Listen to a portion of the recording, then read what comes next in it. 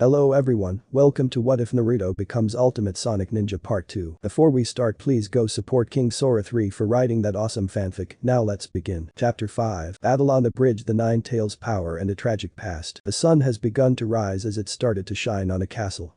Inside one of the castle's bedrooms sleeps the princess, a blanket covering her whole body. The sun had fully risen in the sky as it beamed inside her bedroom. Her bedroom doors opens up as one of the castle's butlers came in. "Your Highness, it is time to get up," the butler said as the girl groans in annoyance. "Your Highness." The butler's tone turned stern. "It isn't that," the princess said in annoyance. "How many times have I told you not to call me that, Michael?" "Exactly a dozen times." Michael gave a smile. "But you are the princess and as such must be treated as so. We've been through this many times now, Princess Blaze." Blaze sat there and sighed to herself once more. "Of course." She removes the blanket as she yawns, while covering her mouth and revealing her appearance. Long waist-length lilac-colored hair with dark purple tips, a small gem on her forehead and beautiful golden eyes. She looks up at her butler Michael, an elderly man who looks like he's been with her family for generations. "If you would?" Blaze asked. "Of course, Princess." Michael said as he turned around and walked out. "I shall be back to check up on you." He left the room, closing the door behind. Blaze eyes once more as she puts her hand on her brow, massaging them. I swear she shook her head and walked to her bathroom to get cleaned up. She took a shower first, then came out and brushed her teeth, which oddly enough looked similar to a cat's fangs.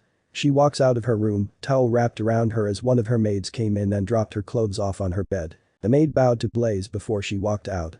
Blaze herself was about to take the towel off and change into her clothes before she stopped as she turned to her dresser. On the dresser was the yellow starch arm she got from her friend a long time ago, and the other was a picture. Blaze walks up to the picture and picks it up, smiling softly as it was a younger version of her, smiling happily, and next to her was a spiky blonde hair boy with a big happy goofy grin on his face as he wrapped his arm around her. She puts her finger on the boy's face as she looked at him. "How long has it been since we last saw each other?" she asked sadly as she hugged the picture. Naruto, she still couldn't get over of what happened last night. She knew she wasn't imagining it. She heard him call out to her last night despite the loud festival happening. It was as if the charms they made were helping them communicate with each other. Naruto. She miss him. She miss him so very much. He was the first person to accept her for who she is. The first one to accept her curse. Her first friend. The first person she ever formed a bond with. Oh how she miss him.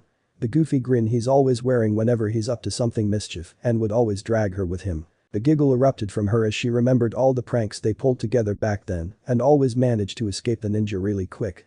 There's also that time when she blinked and shook her head as she set the picture down and returned to get dressed up before a determined expression appeared on her face. "Naruto, you were calling out to me." "I know you did. I promise I'll figure out a way to come back to you." The princess looks up. "Please wait for me." Unknown to her, Michael was outside, ready to come and get the princess before he heard what she said. A small smile formed on his face. "Naruto Uzumaki, Michael gave a soft hearty chuckle.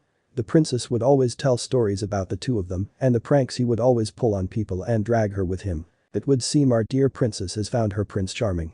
Ah, young love indeed. He walks to her door and knocked on it, earning an enter as he walked in. Though he can't help but wonder what this mysterious young man was doing now. Land of waves. Naruto was snoring loudly as he tossed and turned in his bed. He groaned in annoyance as he felt the sun hitting him in the face. He pulled the blanket over his head, but it wasn't enough as the sun continued to glare down at him. "Alright you bastard, I'm up," Naruto exclaimed as he glared at the sun. "Damn, I can't catch a break."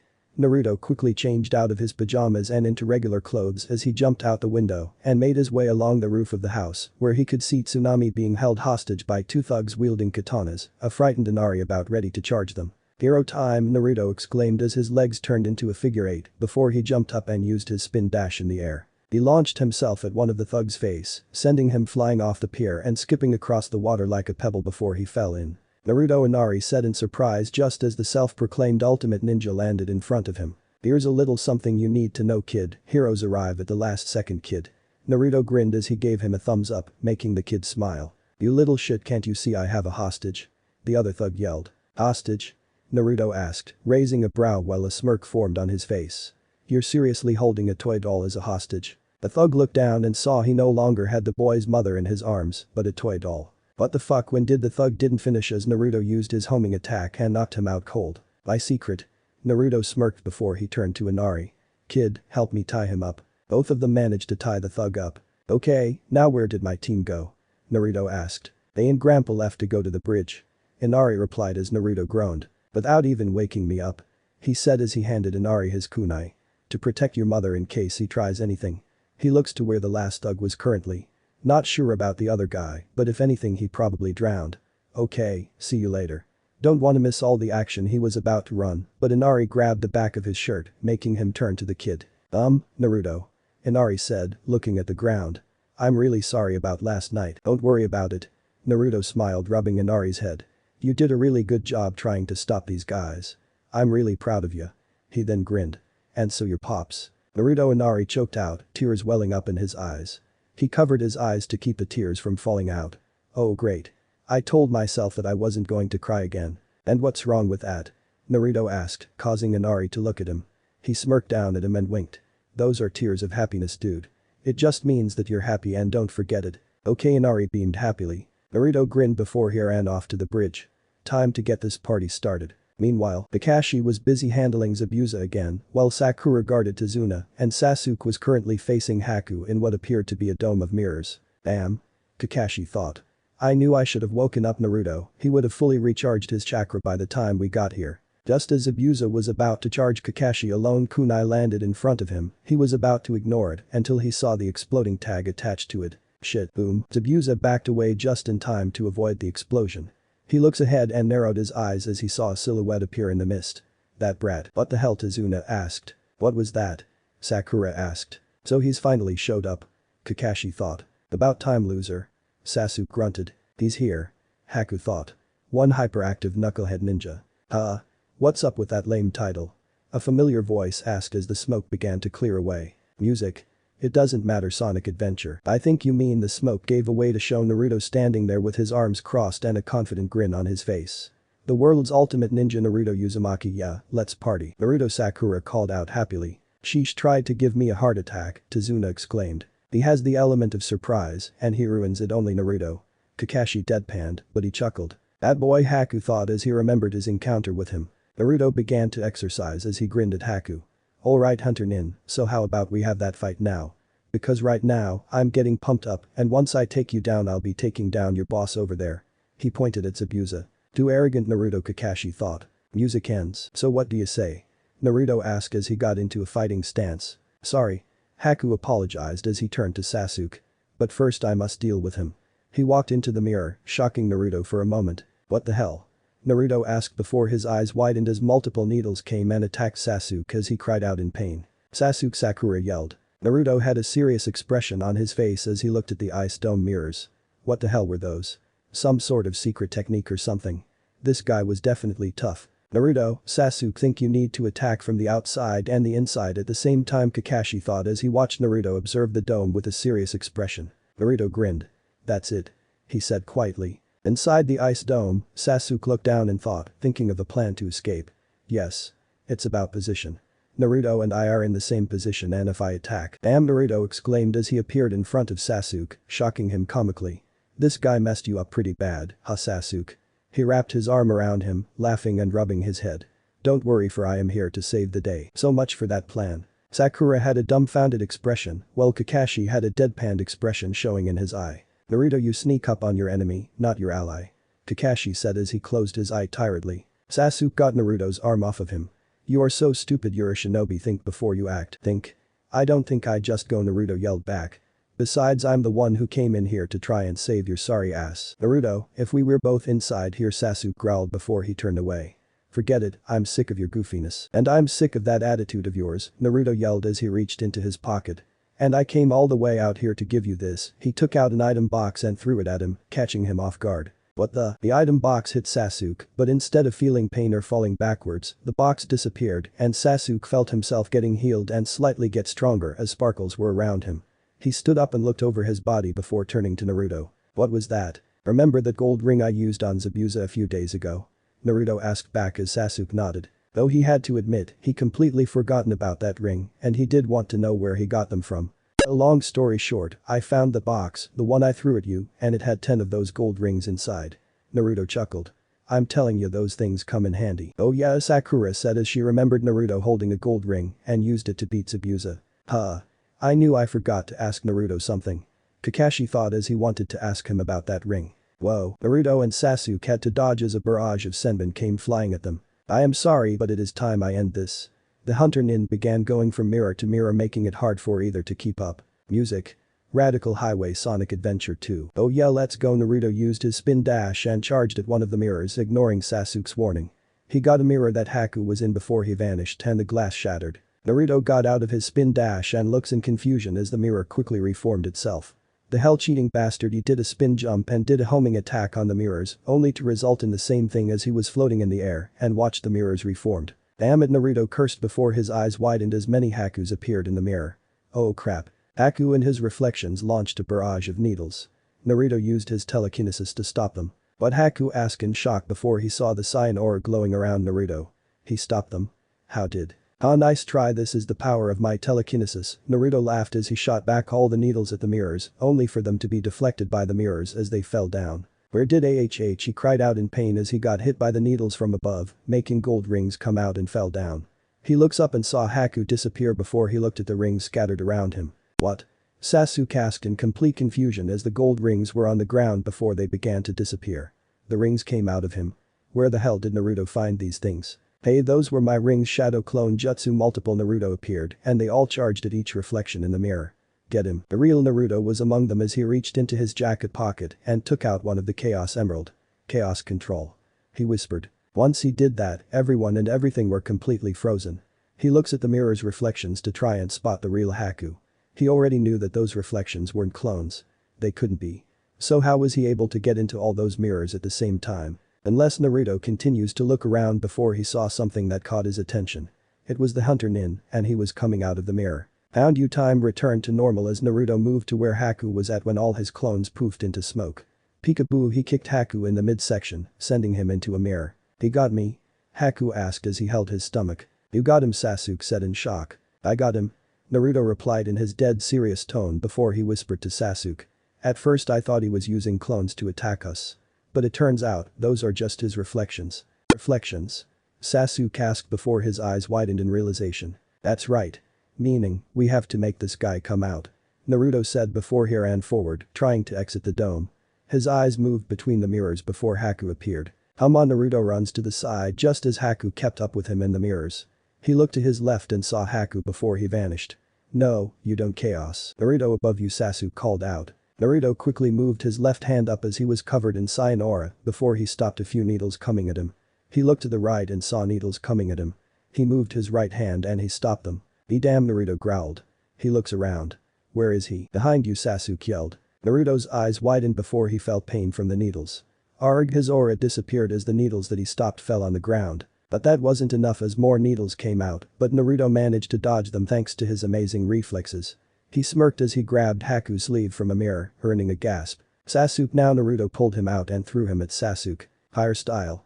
Fireball jutsu. Sasuke spat out a fireball at Haku, who managed to dodge it just in time, but managed to slightly get his pants burned. He then got into a mirror. Yes, we managed to get him, Sasuke smirked. Yeah. Naruto said as he tiredly stood up before he fell on his butt. Damn, I guess using my telekinesis took some out of me. He then rubbed his forehead. And a minor headache. Enough of this. Haku said. It's time we end this. Naruto stood up, wiping the blood of his face. TCH, you got that right. He grinned before he reached into his pocket. It's time we put an end to this battle. He took out a gold ring, but unfortunately his starch arm came out as it fell on the ground. Huh. There, Haku quickly dashed out the mirror and took the lucky charm just before Naruto reached out to it, knocking him away and into a mirror as he bounced off, letting go of the ring. Naruto. Sasuke went to his side and helped him stand up. Naruto looked to the spot where his starch arm fell and his eyes widened as it was gone. No, give it back, he shouted angrily at Haku as many of him appeared holding on to it. I said give it back now. Naruto ran to one of the mirrors and punched it hard, making it crack. He looks around trying to find the real one, only to get even more angry as Haku and his reflections waved it tauntingly. You want it? He asked. Come and get it. You. Naruto angrily charged it using a mirror using his homing attack, only for it to bounce him back before he tried it again with many others. Knock it off, you idiot, he's trying to make you lose your head, Sasuke yelled. HMPH. Haku said as a barrage of needles came out and attacked Naruto. Naruto fell back down harshly as he gasped in pain, making blood spit out his mouth. Damn idiot, Sasuke thought before he noticed Haku getting ready to launch another barrage of needles. He quickly got to Naruto, picked him up and jumped out of the way. Once he landed safely he dropped Naruto. "You might as well give up," Haku said. "There is no way for you to escape." Shut up." Naruto looked up, glaring angrily at Haku. "I'm never gonna give up.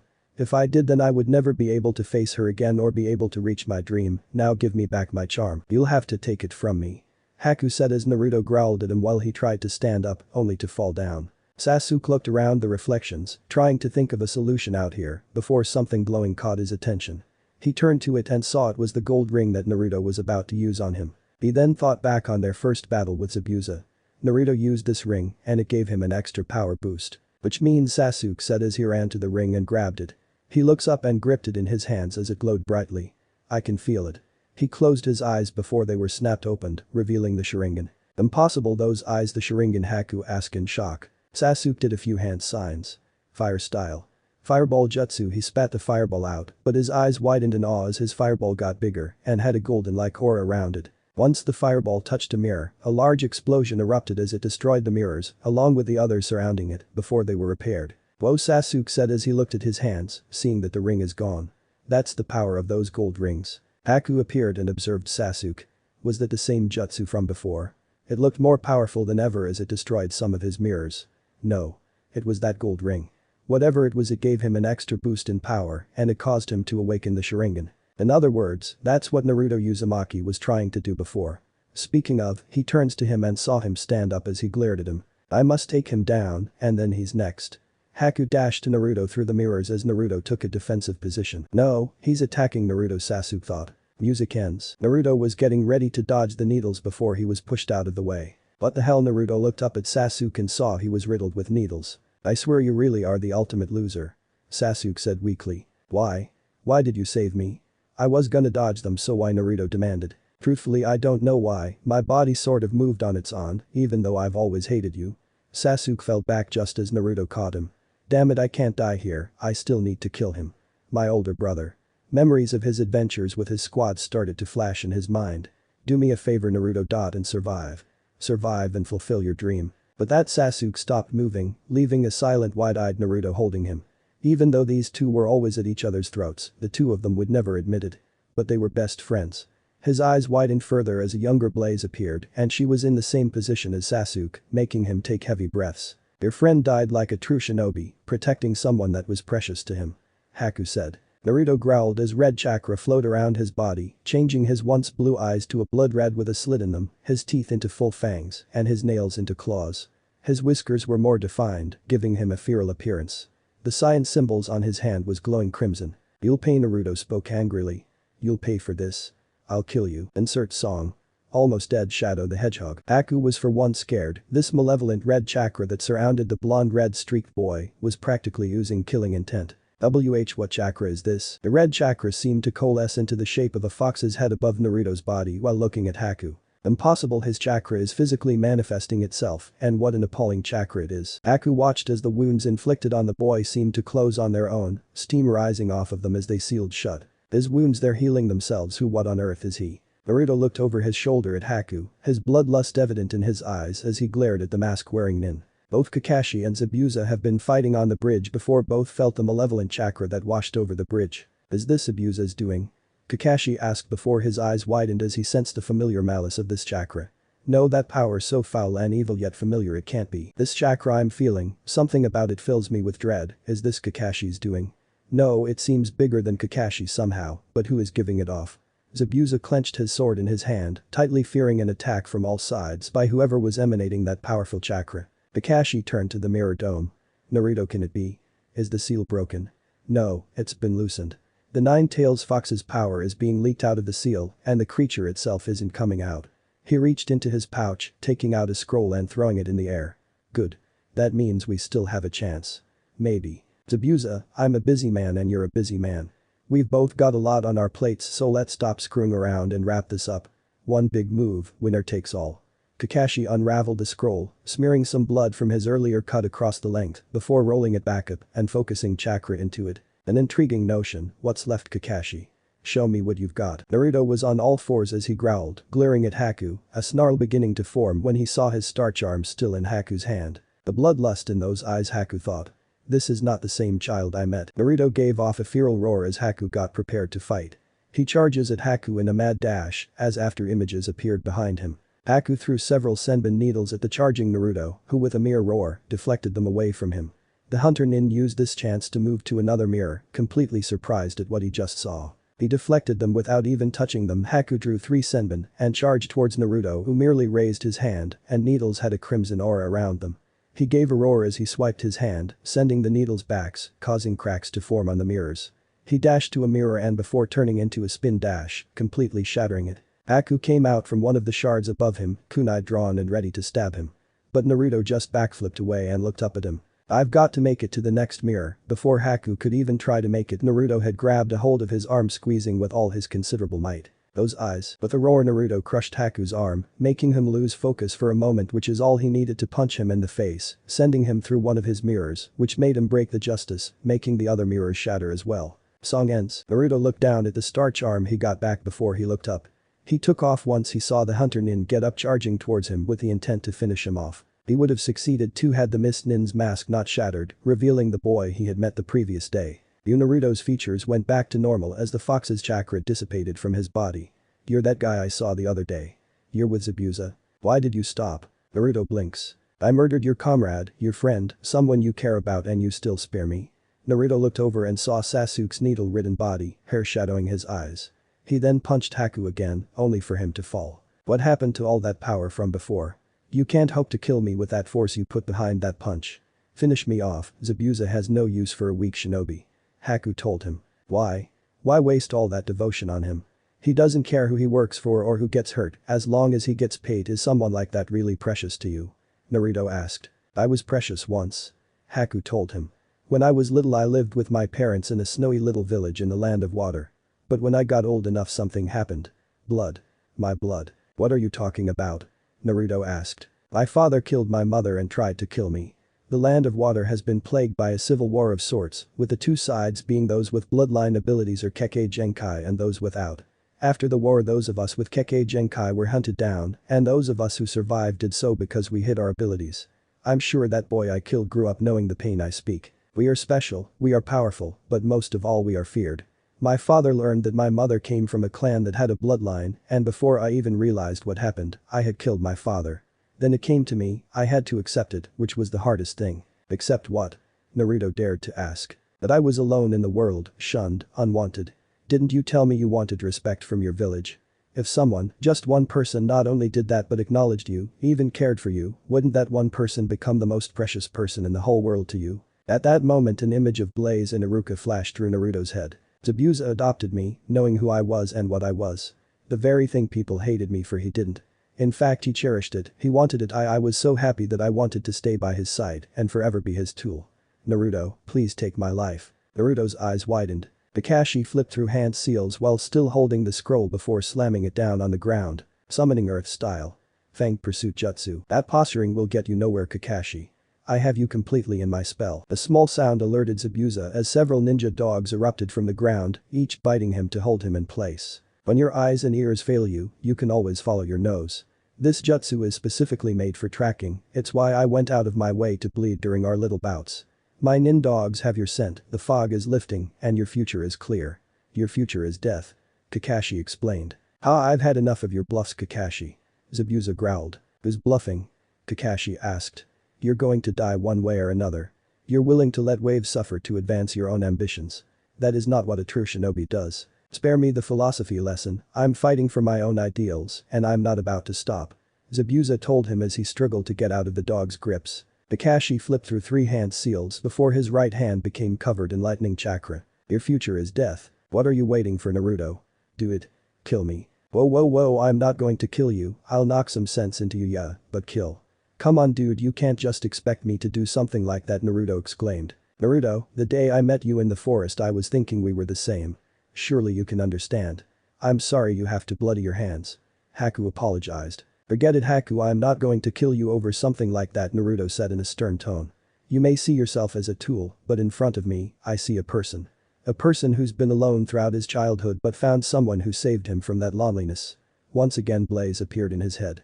Haku, if Zabuza wanted to, he would have killed you right then and there, but he didn't. Why? Because he saw something in you. Not your abilities, just you in general. You say that Zabuza is precious to you, but did you even bother to think that Zabuza considers you precious to him as well? And I think he would be sad if you died. Haku's eyes widened slightly from hearing that. He never once thought of that before. Yes, Zabuza is precious to him because he saved him from his loneliness. He wanted to believe that it was because of his bloodline as the reason for him taking him, so he decided to become his weapon. But was that really the case? Did Zabuza truly take him in because of his bloodline or because he felt sorry for what happened to him? Your life is your own.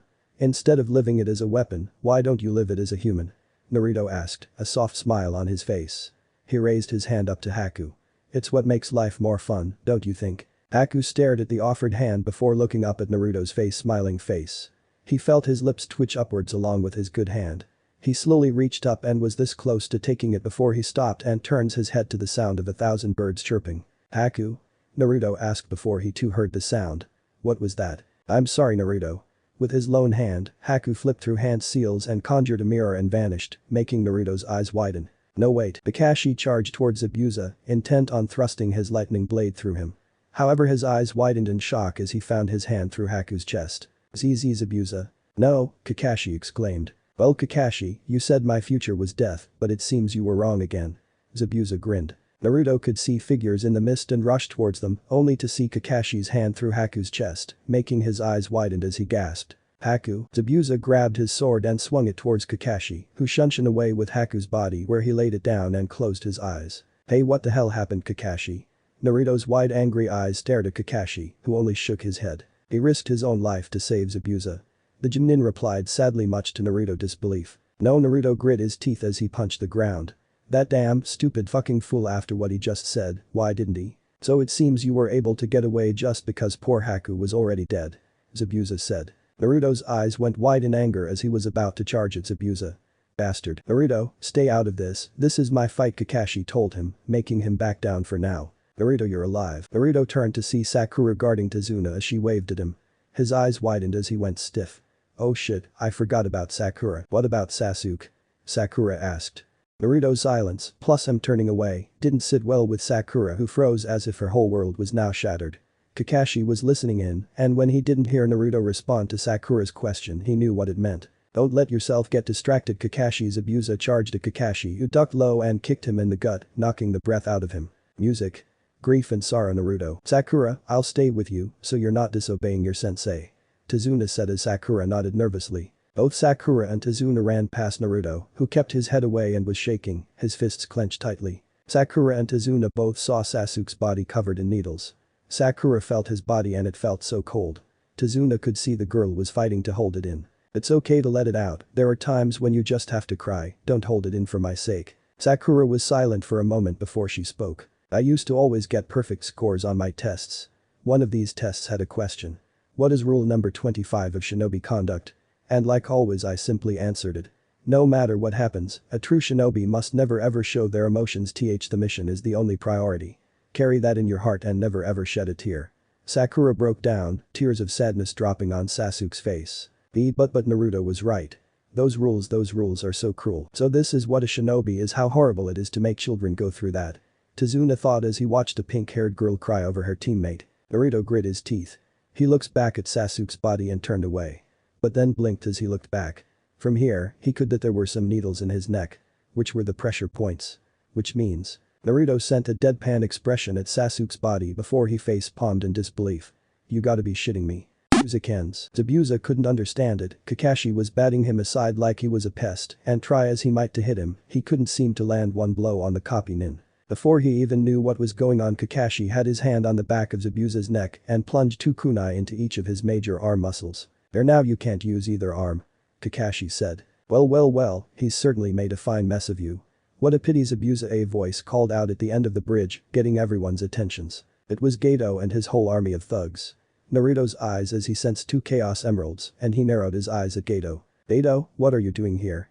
And why did you bring all of them? Simple, there has been a slight change of plans, or of your plans anyways. You must have guessed I never did intend to pay you. It's such a hassle hiring skilled shinobi, so expensive, and their village and friends tend to be upset when you kill them. Nukenin, on the other hand, no one cares what happens to you when the job is done. When you ninja wear each other down, common thugs can finish the rest. It's a good business plan, cheap and effective. Hiring you was probably my worst mistake. You're no demon, a baby demon maybe. Kakashi, it seems I am now unemployed, which means our differences are settled. Zabuza stated. Yeah, looks like it. Kakashi agreed. There still is one thing to do. Gato walked over to Haku's corpse and started kicking it. Naruto's eyes widened in anger from the action. His legs turned into the figure eight as he dashed to them but was held back by Kakashi. Stay away from him. Naruto, cool it, there are a lot of them there. Kakashi told him. So? I can take them all. Hey Zabuza. Naruto turned to Zabuza. Why are you standing there like an idiot? Are you seriously gonna watch and let him do that? Be quiet, fool. Haku is dead. What does it matter? That fat sack of crap is treating his corpse like a dead dog on a street. Don't you care about that? Haven't you two been together for years now? Kid, you don't understand how the shinobi world works. Haku and I were used, that's what happens to shinobi. I didn't value Haku for himself, but for the power his blood carried and what his talents could do for me. I apologize for nothing. Bullshit. Naruto appeared in front of Zabuza and gripped him by his collar. Okay, enough Naruto, he's not our enemy, leave him alone. Naruto ignored Kakashi and tightened his grip. He really cared about you, you jackass. After everything he did for you, he lived for you. Memories of his encounter with him flashed in his mind. You were the most important person in the world to him, and you're here telling me that he didn't mean nothing to you. I don't believe that crap. I know you care about him as well, cause if you hadn't you would have killed him the day you two met. And what about me or other genin out there my age? What about Sakura? He pointed at the girl, who was weeping on Sasuke's chest. If we get stronger, are we going to end up exactly like you? Just tools, forget it. Tears were now falling from his eyes. Haku threw his life away, and for what? For your dream? Well, what about him? Why doesn't he have one? He's a human, isn't he? He has every right to have a dream, but he doesn't. He didn't care about it. But you just tossed him aside, like a broken tool. That's not fair. That is wrong. You are wrong for not telling Haku how you truly feel. Shinobi code be damned. You talk too much. Naruto looked up at Zabuza and could see he was crying just like he was, making his eyes widen. Your words cut deep. Deeper than any blade. When he fought you, his heart was breaking in two. That is the honest truth. He was always too soft, too kind. He felt pain and sorrow, and now, curse him, I feel them too. And I feel something else. I feel content that this is the way it ends. I'm glad my last battle was against you. You're right, you know. Zabuza ripped the bandages off his mouth with his teeth. We may be shinobi, but in the end we're just simply human, with all the feelings involved, and I have now lost everything. Boy, would you lend me your kunai? Naruto wiped his eyes and tossed it to the missing nin, who caught it with his teeth and took off towards Gato and his men, who looked really scared. What are you all waiting for? Kill him. Zabuza flared his chakra, which like Naruto seemed to transform into a monster shape, scaring all of the thugs even more. The demon Gato thought he was safe behind his men until he saw Zabuza slaughtering them all with just a kunai in his mouth, taking swords, picks, and other weapons in his back. Gato could only watch in horror as Zabuza stabbed the kunai into his chest. Why won't you die? If you're in such a hurry to be with your little friend, go alone, Gato yelled. I have no intention of going to the same place as Haku. I'm taking you with me to hell. Even a baby demon in life can grow up into a real demon in hell. Zabuza pulled the kunai out and in one swift motion cut off Gato's head, staring the rest of the thugs in the face, his eyes hardened, daring any of them to charge him. Looks like this is goodbye for now, Haku. Thanks for everything and I'm sorry. Zabuza fell to the ground, leaving a stunned Naruto, who then turned away. Don't look away, Naruto, that was the end of a man who lived his life fully. Kakashi told him. Naruto looked at him for a moment before he turns to look at Zabuza. A small smile appeared on his face as he thought about a certain blue hedgehog. Yeah, living life to the fullest. Isn't that right, Sonic? Sakura continued sobbing over Sasuke's body, which unseen to her had twitched. Sakura, your arm is heavy. Sakura blinked once, then twice just to make sure it wasn't a dream. Sasuke really was alive. Sasuke. Sakura, you're hurting me. Oh, I'm sorry. I'm alright. How's Naruto? And that creep in the mask? Don't try to move. Naruto's fine and the boy in the mask is dead. What? Did Naruto? No, I'm not sure. The boy died protecting Zabuza from Kakashi-sensei. Naruto, it's Sasuke, he's alive. Naruto blinked and turned around. He then deadpanned at them. Yup. I knew it. But he did give a small smile. Aren't you forgetting something? You just killed our meal ticket. Now the only way to break even is to loot the town. The thugs yelled out as they went to charge into town. The lone crossbow bolt landed in front of the group of thugs. Naruto and the others turned to see Inari and the villagers all armed, ready to defend their home. Music. His world instrumental Sonic the Hedgehog 2006. Stop right where you are, this is our home, come one step closer and you'll die where you stand, one of the villagers yelled. Oh snap, Inari. Naruto smiled, seeing the boy taking charge. The hero always arrived at the last second, you know. Inari said as a grin forms on Naruto's face. He then formed a familiar cross-hand seal. Mind if I join you? Shadow clone jutsu. Over a dozen Narutos stood there ready to fight the thugs. I can't manage anything solid with my chakra this low, but a bluff should be enough to scare these guys off, Kakashi thought. Shadow clone jutsu Kakashi style. Over 100 copies of Kakashi stood all armed with kunai and doing hand seals. Now shall we? Naruto grinned evilly as he cracked his knuckles. Never mind, run away. The thugs started running and jumping over each other to get off the bridge. They had all seen what Zabuza had done to them, and he was one ninja, never mind the hundreds that were now on the bridge. Oh yeah. Chaos control. Naruto whispered as time stopped. He runs to where Gato's body was and reached into his shirt pockets and took out the turquoise and blue emeralds. Yes, 6 down, 1 to go. I'm on a roll here, he chuckled. The bridge was safe now, and Gato was dead, meaning Wave was now safe. Everyone, including the ninjas that helped protect them, could rest easy. 1 week later, insert song. You're my hero, Sonic 3D Blast. A week later, Sasuke was resting his body. Kakashi had wanted him to take it easy due to the injuries that Haku had given him. While they weren't life-threatening, moving around too much would mean he would have to be bedridden for that much longer. Sakura would always stop by to visit him, and Naruto would come just to tease and mess with him, much to his annoyance. While Sasuke was in bed, Naruto, Sakura and Kakashi have been helping out the villagers repair their homes and giving out some food, while also making sure many of Gato's thugs were completely gone. Squad 7 stood there in front of Tazuna and his family. The bridge was now completed due to Gato being killed, and the bridge builder had decided to see the team off. You guys are welcome back here at any time.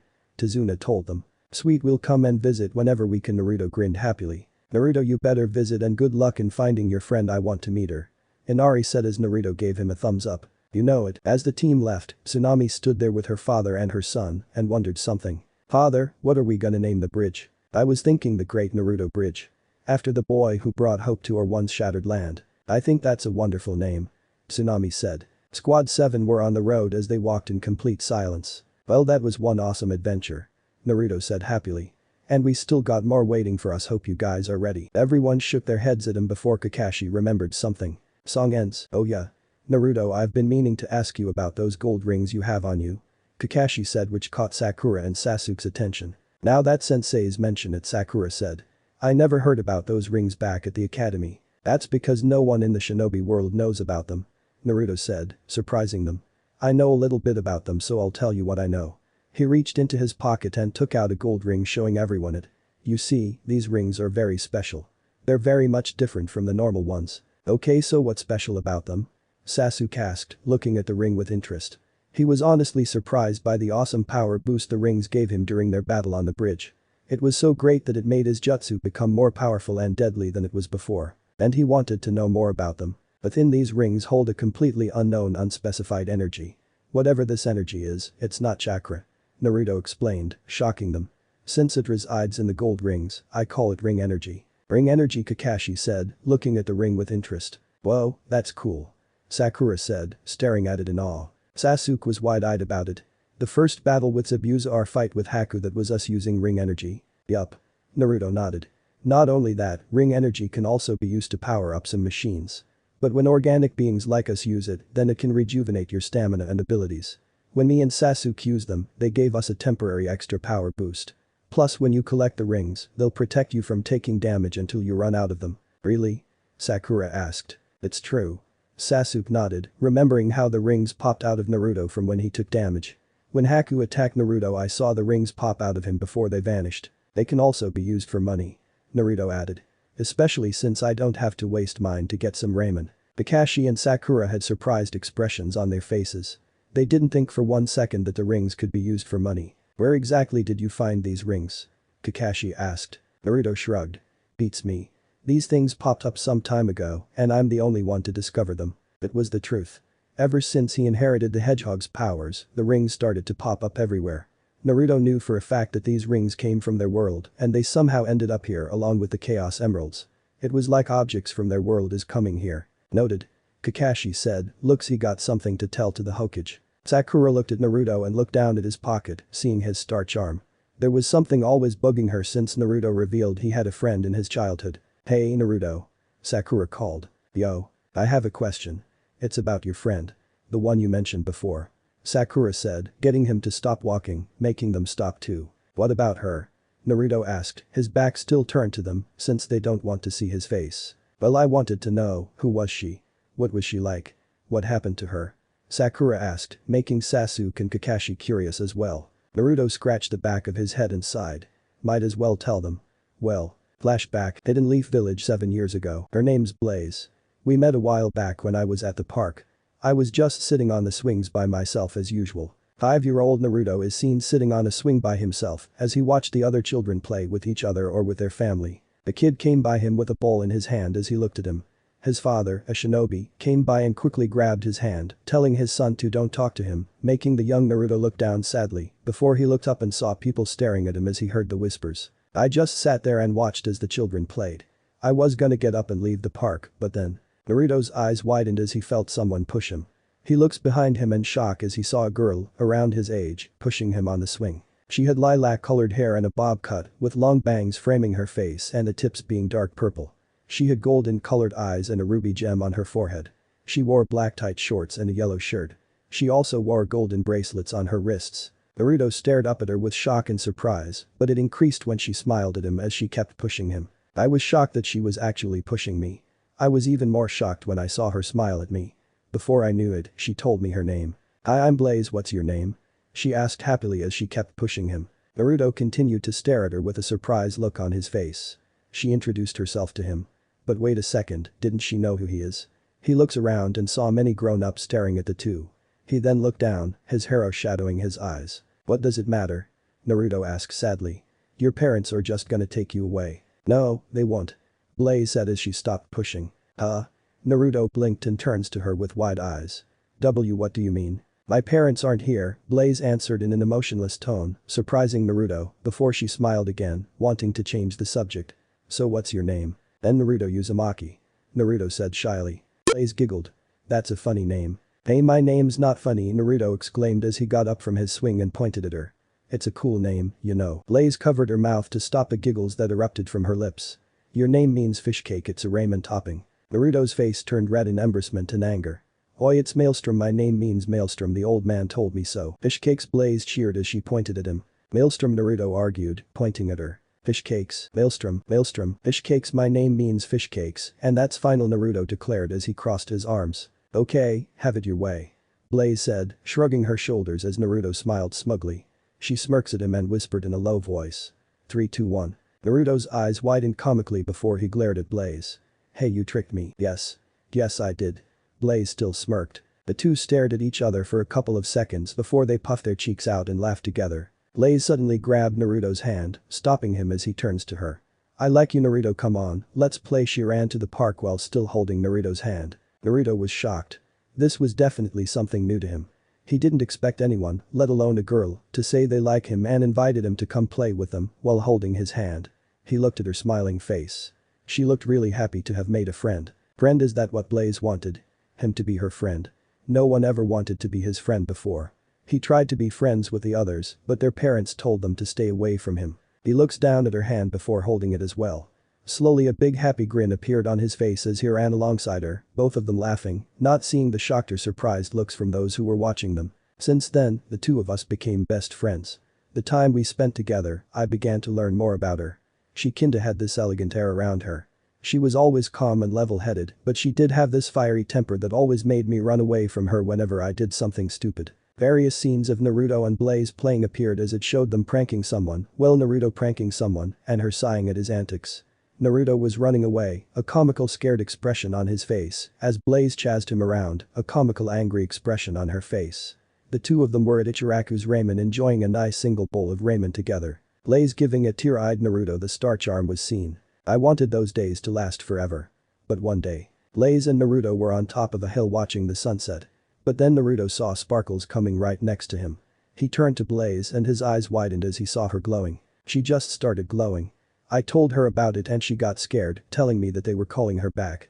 She was panicking as she said she didn't want to go back and wanted to stay. She started to cry and hugged me. Blaze? Naruto asked nervously as his eyes began to water. I'm Blaze sobbed into his shoulder. I'm sorry and Naruto she then began to float in the air as she grabbed Naruto's hand. No, I don't want to go back yet, please let me stay a little longer. Blaze, what's going on? Naruto asked as he gripped her hands, not wanting to let her go. It's okay, Naruto. Blaze smiled despite the tears flowing. I want to say thank you for being my best friend. Thank you for accepting me. I promise we'll meet again, I don't know when and I don't know how, but we will. Naruto's eyes widened as Blaze's hand disappeared and she began to float away. Blaze, he cried out to her, tears flowing as he reached out to her. Naruto, Blaze cried back as she reached her hand out to him before she vanished into the sunset as a crying Naruto watched in shock. Flashback ends. I went to the Hokage and told him about it and he sent some Shinobku out to look for her. I couldn't eat, sleep or nothing until I knew they found her and she was safe. But when he told me they couldn't find her, I broke down. Naruto said as he looks down. He continued to walk as the others followed. Kakashi looked at his student sadly, knowing the feeling of losing friend. Sasuke felt sorry for Naruto. And Sakura had a teardrop from her eyes. Naruto, Sakura wiped it. After that, I looked for her around the village myself. I even snuck out to go to other villages to find her. But the old man found out and he sent his ninja to come after me. I was constantly being watched over by them for a while until they figured I'd given up, which I never did. Naruto continued. And then that's when you guys already know. He said sheepishly, referring to his behavior from back then. Sasuke and Sakura both tensed up as memories of those times came flooding back, the angry glare that Naruto would send to anyone that would take that charm of his, and the vicious beating he would give to anyone who would talk smack about him, his charm or that girl. They still couldn't believe that was the same knucklehead who would always pull pranks. Kakashi meanwhile was neutral. He was always away on a mission or minding his own business, but he did often see Naruto attacking someone. Afterwards Naruto spoke up, getting everyone's attention. I told myself that I would get stronger. I would keep on getting stronger and stronger, so that way I can become a great ninja and keep reaching my dreams of being Hokage. He looks up at the sky. And most of all, go out there to find Blaze. Nobody didn't say anything. If anything, from the way Naruto said that, it sounded like he was in love with this girl, even though he hasn't noticed yet, since he was dense as hell. She must be really special to you, huh? Kakashi asked, eye smiling at him. Yeah. Naruto smiled. She really is. So then why wasn't she at the academy while you were? Sasuke asked. Hey, yeah. I think I remember seeing her one day to bring you something. And that was it. Sakura said, looking up thoughtfully. Yeah, I asked her that. Naruto scratched his head. And she said that she didn't want to be a ninja. When I asked her why, she just said, HM? The air around them just shifted all of a sudden, making Naruto look around. Whoa, did you guys feel that? He didn't receive an answer. Guys. His eyes widened as he saw them frozen in place, surprised expression on their face. Huh? He walks up to Sasuke, waving a hand in his face, stepping back in shock as there was no reaction. What the this is chaos control. He felt a presence behind him, making him look back as a boy, his age, appeared before him, with his back turned. The boy slowly turns around, showing he was wearing a mask. Boo. The boy raised his hand and in the next second, Naruto was blasted into the air. The Chaos Emerald suddenly came out of Naruto, glowing brightly, and went behind him. They opened up a portal and Naruto got sucked in. The boy looked up at the portal, a look of surprise hidden beneath the mask. TCH. He vanished just as time returned to normal. Huh? Squad 7 blinked as they looked around. They all felt something happened to them. What just happened? Sakura asked as she looked around. It felt like the air was just. She didn't know how to explain it. I felt it too.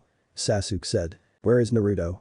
Kakashi asked as his genin blinked and looked around. He was just here. Sakura stated. Naruto, where are you? Sasuke called out. Naruto, this isn't funny, come out now, Sakura called out. Kakashi looked around before he heard something fall from the sky. He looks down and saw the gold ring and Naruto's lucky charm, making his eye narrow as he picks them up. What in the world? Did they just fall from the sky? Kakashi looks up before his eye widened when he saw a blue portal in the sky before it vanished. He turns around to Sasuke and Sakura, seeing that they looked up as well with wide eyes before they turned to him and saw the objects as their eyes widened in realization. Sensei? Sakura asked as he nodded. I don't know what happened just now, Kakashi started as he looked back up. But whatever or whoever made that portal in the sky took Naruto away. Sakura and Sasuke gasped. Where did Naruto go? Naruto groaned as he sat up and shook his head. What the hell? Who was that guy? He stood up and looked around before his eyes widened as he saw a grassy field with lots of flowers, totems, and rivers. He also saw a bunch of gold rings. Where in the hell am I? Naruto shouted in the heavens. Unknowingly, he was on an unknown island in the middle of the ocean. Ending 1. The Shining Road English version. The world around us is so magical, but now it's been placed under a spell. The shot of the Hidden Leaf Village is shown at night. However, the sun starts to rise in the distance. My love, come with me and together we shall search to find a charm. We'll travel to the land of our dreams where forbidden dreams just may come true. Naruto is sitting on top of the 4th Hokage's mountain head as he stares at the rising sun. The wind starts to blow as it moved his hair to the side. He looks down at his hand, staring at his star charm, a sad look on his face. He closes his eyes and puts the charm on his chest for a moment, not seeing it glowing slightly. When we're alone tomorrow, we will sneak away and secretly meet up on top of a hill where there are birds everywhere and we can be all alone. At the same time, a princess is seen at her castle, staring at the rising sun as well, a sad look on her face. She walks back to her room and picks up her star charm from her bed, placing it on her chest and closing her eyes, not seeing it glow. I know someday, I'll hold your hand. While we sit alone in the morning mist and the seal in our way of our shining road will be broken. Back in the Leaf Village, a younger Naruto opens his eyes and saw he was in a mist. He walks forward, looking around in confusion. Unknown to Naruto, the princess, who got younger also, appeared behind him and was looking around as well. They both stopped walking as they felt each other's presence. They slowly looked back at each other with surprised expressions. Naruto ended up smiling happily as he ran to her and grabbed her hand, bringing a smile on the princess's face.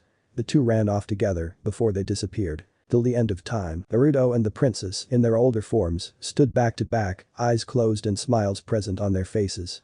In their hands were their star charms. Uzumaki. The second emerald. Naruto on his bed, looking up at the green chaos emerald in his hand.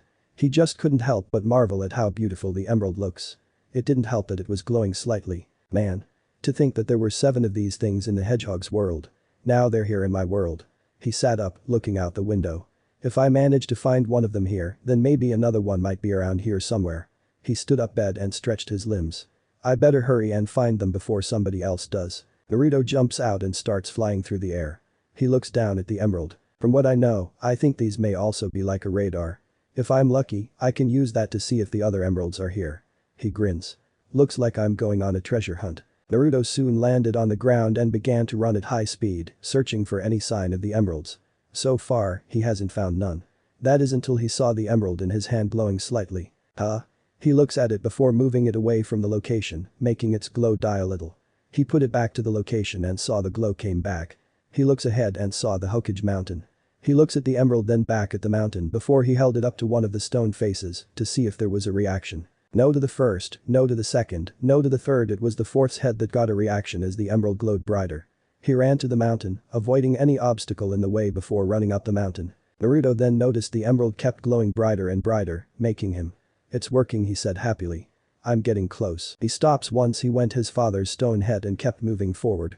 He saw the emerald glow at its brightest before he saw the ground glow yellow. X marks the spot, Naruto exclaimed as he put the green emerald away. He ran to it and starts to dig it out. Once his finger touched something, his eyes went wide in excitement. He grins it tightly before pulling it out. Nice. He now has 2 chaos emeralds and the one in his hand was yellow. He does a happy dance before flies off and stood in front of his father's stone face, smirking at it. Yellow flash. Naruto held the emerald in its face. Yellow emerald. Thank you, Daddy soon flies off, smiling happily.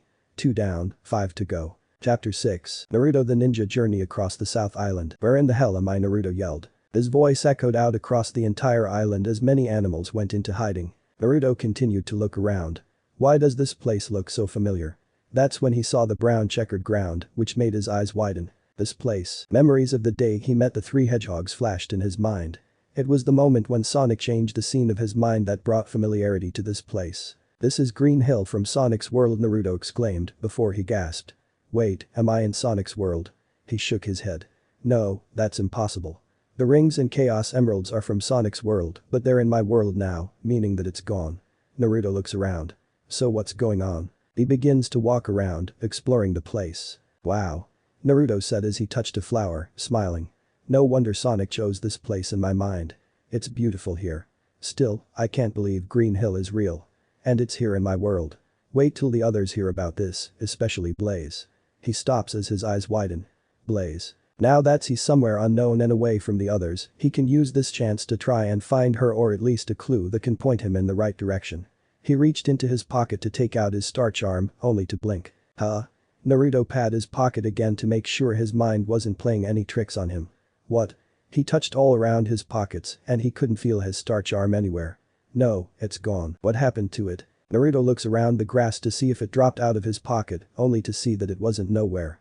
His eyes widen as the image of the masked boy came into his head. Shit, the 4th Hokage's legacy cursed through grit teeth. That guy in the mask, when he blasted me in the sky, it must have fallen out, he sighed in annoyance. Damn it. I hope Kakashi-sensei and the others got it. His eyes widened. Oh shoot, I gotta think of a way back home, sensei, and the others might be worried sick about me. His eyes widened further. Oh, I almost forgot the Chaos Emeralds. Naruto closed his eyes to try and summon them, but he couldn't. He couldn't feel their power, they're gone. No way, he remembered when the 3 emeralds came out and formed a portal behind him after he was blasted away. Did they disappear after the portal was formed? If that's true, then that could only mean that the Chaos Emeralds was the one who brought him here and not the masked boy. So then why did they send me here? Naruto asked. Before he could think this further, he heard noises not too far from his location. He quickly runs there really fast, and his eyes widened when he saw a man and his machines trying to capture little animals. But these animals were different. Well, it was true they are animals, they just look more. Naruto didn't know how to describe it. They just looked different than the ones he saw. Naruto turns to the man with the rotund egg-shaped body. He wore red pants and leggings which fade to black. He also wore yellow shoes that has black stripes on it, white gloves, a bald head, pince-nez visors with blue lenses, a bright pink nose, and a very bushy grey mustache. He also wears a black shirt, the sleeves being yellow, with an oversized yellow collar and white buttons on his pants. He was sitting in a floating mobile machine. Naruto's eyes widened with an expression of disbelief. Dr. Eggman, he spoke in a sync voice of Sonic, Shadow and Silver. He blinks in confusion before placing a hand on his chest. Huh? Why did he know that man's name? He never met the guy, and why did he hear the hedgehog's voices when he spoke the name? But he looks like Dr. Eggman, except he looks older. Naruto doesn't even know who the hell this Dr. Eggman guy is, yet somehow he does. Get back here, you little critters, Dr. Eggman laughed as he chased after them. All I want is to put you inside my badniks and make them powerful. It just made the animals cry out as they ran faster, though some of them were captured by his robots. Not on my watch, Naruto said, ignoring his previous thoughts for now, as he did a spin dash and charged at the robots. Yes, good, my little badniks, gather them, Dr. Eggman exclaimed in excitement before he heard something. He turns to it, and his eyes widened as he saw yellow blur come past him, spinning his mobile in place as he screamed, not hearing the destruction of his precious robots. Once he stopped, eggs were floating around him. He shook his head, and a shocked expression appeared on his face. What, his robots were destroyed, as pieces were all over the place. My badniks, who would dare destroy my precious badniks? That would be me. Eggman turned around and his eyes widened as a child was there, arms crossed, a glare on his face and the animals hiding behind him. What? Who are you? My name is Naruto Uzumaki, the world's ultimate ninja, and future Hokage. Naruto introduced himself. Now what do you think you're doing, Egghead? Eggman raised an eyebrow at the ninja part, but a tick mark formed on his head at the nickname. Egghead. How dare you? He stood up and bowed mockingly. My name is Nega. Dr. Eggman Nega, the greatest scientific genius in the world, if you please. Naruto's eyes narrowed. Eggman Nega. At least he got the name right, but that still leaves on how he knows it when he haven't met him, and for some reason he feels like groaning at his self-proclaimed title. Plus his name was mouthful. Sure, whatever you say, Egghead. Now what are you doing to these animals? Why, I need these animals to power up my badniks. Nega then glared at him. But because of your interference and destroying my badniks, I lost them. Yeah? Well, good thing I did show up. Naruto said, glaring at him. Is that why you're here? Just to kidnap the animals and put them inside your robots? Oh no, my boy. Well, that's just a bonus. Nega said as Naruto narrowed his eyes. You see, I came to South Island to find and gather the legendary miracle gems, the Chaos Emeralds. Naruto's eyes widened.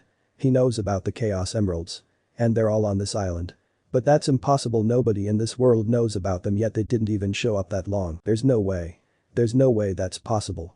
Him knowing Eggman's name, that strange feeling his chest, Eggman Nega himself knowing about the Chaos Emeralds. Could Nega actually be? Ah, it would seem you know about the emeralds. Nega said as he noticed Naruto's silence. Yeah. And what if I do? Naruto crossed his arms. So you do know about them? Nega smirked. That's good for me. That is, now tell me, where exactly can I find them on this island? Naruto blinks as he stares at Dr. Nega.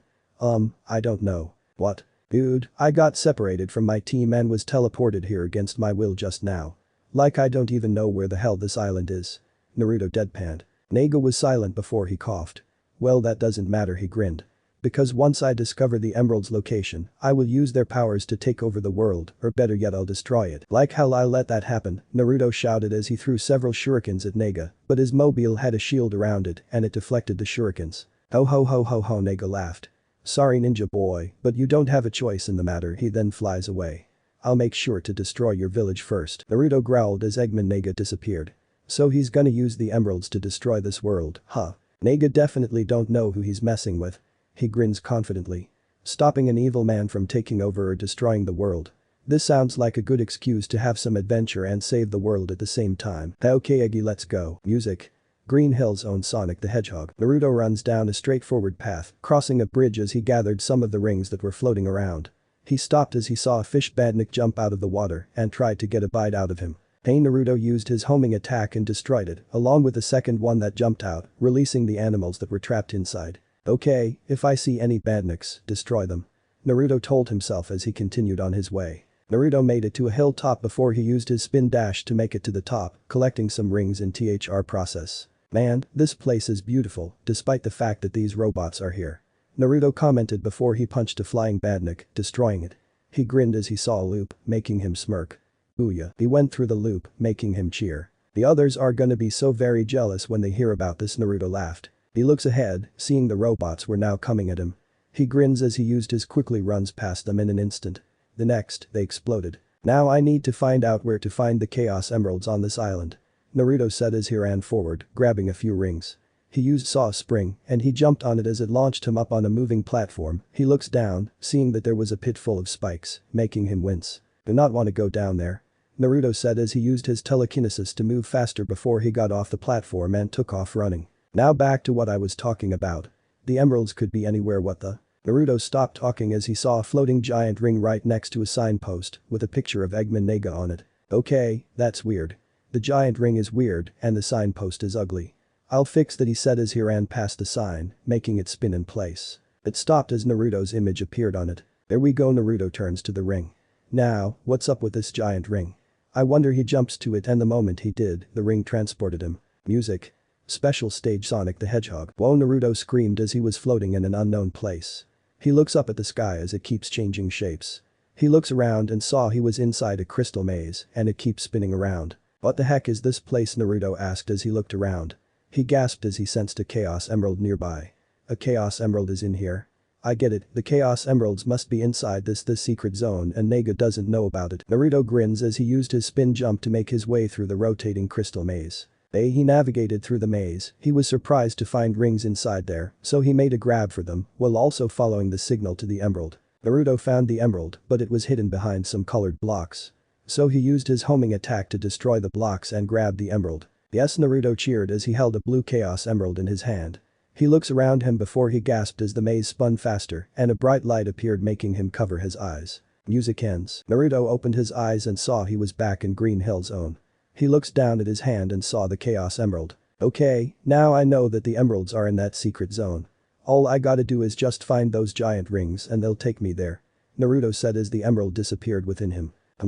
Naruto heard something and he looks ahead to find Eggman Nega ahead of him. Nega, he shouted as he gave chase. Nega turned around and he had shocked expression on his face.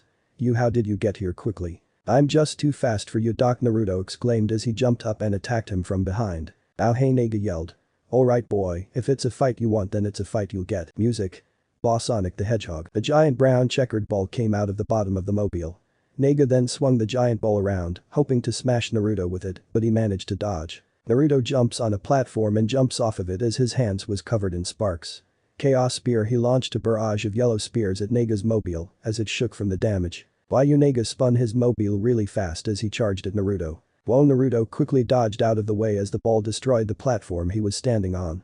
He watched as the mobile did a flip and the ball was coming at him, wanting to smash him. The ultimate ninja dodged again as he jumped on the ball and used his homing attack to hit the mobile multiple times. That does it. Nega pushed a button and a second ball came out. He then charged at Naruto so he can smash him with both balls. Naruto grinned cockily as he easily used his reflex and acrobatic skills to easily dodge them. He jumps on one of the balls and began to mock Nega by making goofy faces at him, making a vein pop out of the mad scientist's head. Little brat Nega's eyes widened as Naruto easily caught a ball in his hand before he pulled it out of the mobile. What? Heck, egg face. Naruto threw the ball at the mobile, causing it to be badly damaged. Because of that, many explosions were seen as the mobile got badly damaged and the second ball got destroyed. This isn't over yet, boy, Eggman Nega swore as he flew away. Music. Green Hills own Sonic the Hedgehog. Believe me, this is far from over. Naruto said seriously as Nega vanished from sight. He looks ahead and saw a large capsule. The hell is a capsule doing here? Naruto asked. He runs to it and examined.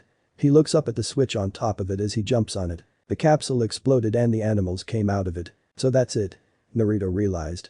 This capsule was used as a containment for those little animals. That way, Nego would take the animals and put them inside his robots.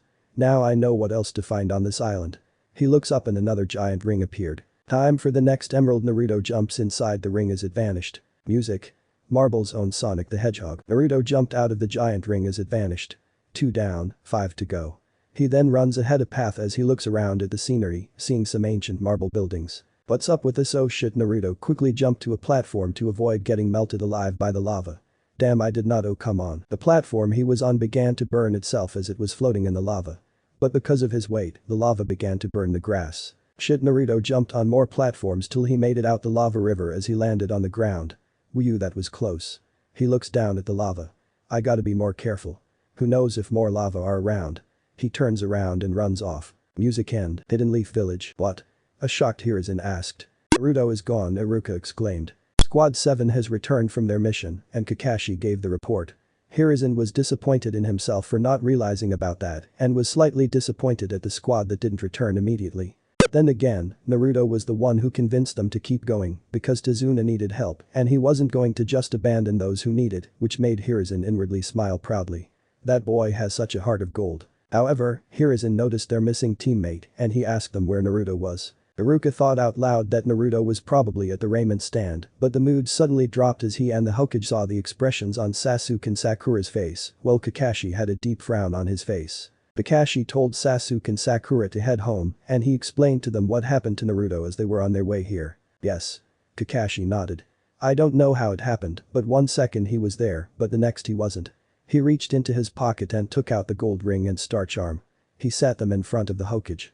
This was all that was left. The Hokage looked at the gold ring with a slightly confused expression before he looked to the star charm, making his eyes saddened as he remembered a younger Naruto rushing into his office and introducing his new best friend. Iruka looked at the items as well and he had a confused expression. Where did Naruto find that gold ring? And that star charm, why does it look? That's right, it's that charm that Naruto had brought with during those days at the academy. He remembered how Naruto had stopped pulling pranks for some reason and would simply stare at that charm, a dead look in his eyes, during the whole class, not paying attention to any lessons that were given. And when someone tried to take it from him, be it an adult or child, civilian or shinobi, he would violently attack them, leading some to go to the hospital. Hell, even Iruka tried to take it at some point and Naruto viciously attacked him in front of the whole class. Naruto even tried to stab him in the eye with his own kunai before he got held back by a nearby instructor. Only to prove bad when Naruto almost broke the man's arm off. But before Naruto could do that, he saw the charm on the floor and let him go to get it. He walked back to his desk as though nothing happened, shocking them and the whole class. Iruka still remembers them. Those cold, lifeless eyes of Naruto's. Those were the eyes of someone who had lost someone very important to them and was angry at the whole world. Whenever Naruto was like that, it literally took several Chunin, along with little Chunin, to come and calm him down before the Hokage came in, but it just kept getting worse as Naruto was moving all over the place, taking them down. And this kid was still in the academy. But then again, like before in the classroom, there were times that after Naruto is finished attacking whoever took the star charm, he would pick it up and walk away, glaring angrily at anyone who would dare try to take it. Iruka shivered from those memories as he remembered the rumors going around, saying that when Naruto attacks those that touched his star charm, he had red eyes with a slit pupil. They even said he had faint red chakra flowing out of him. Iruka won't lie, but he himself saw those eyes as well, he just didn't want to admit it. Lord Hokage, I have a question. Kakashi spoke up. And this might be bizarre. Yes, what is it? Hiruzen asked, curious about this bizarre question. Well, is there someone who has the ability to stop time? Kakashi asked. Hiruzen and Iruka blinked at the question. Your pardon? Hiruzen asked. I can't explain it, but before Naruto vanished, we had felt this strange sudden feeling. Like the air around us just shifted. When the feeling vanished we saw Naruto was gone in an instant. Kakashi told him. I saw Naruto's things drop from the sky and picked them up before looking up. I saw a blue portal in the sky before it vanished. Sasuke and Sakura can vouch for me as they saw it too. I think that's what happened to Naruto. Hiruzen was confused now. A blue portal appearing in the sky. He then had a look of understanding. And you think that whoever made that portal in the sky to make Naruto disappear had the ability to stop time to do so? It's all I could think of. Kakashi admitted. Hiruzen hummed. A shinobi with the ability to stop time? That's just impossible. There was no shinobi in recorded history with the ability to stop time itself. But Kakashi was right. It was the only logical explanation. Plus as years go the shinobi world is changing after all, with young shinobi with new amazing gifts that's never been seen before are popping up. So it's possible. Lord Third, please allow me and a squad to go out and search for Naruto, Iruka pleaded. As much as it pains me to say this, Hiruzen started.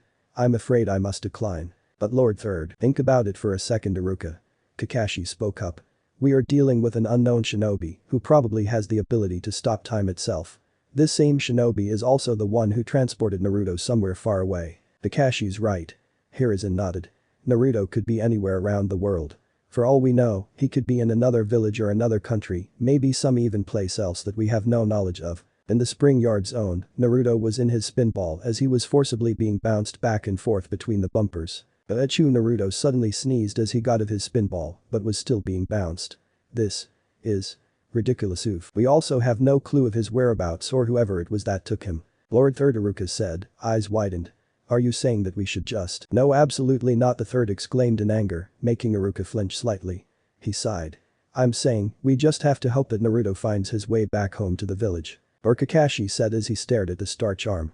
Wherever Naruto ended up, he might be using this chance to try and find his childhood friend. Hiruzen's eyes widened while Iruka had a confused expression. What are you talking? Iruka's eyes widened as memories came flooding in his head.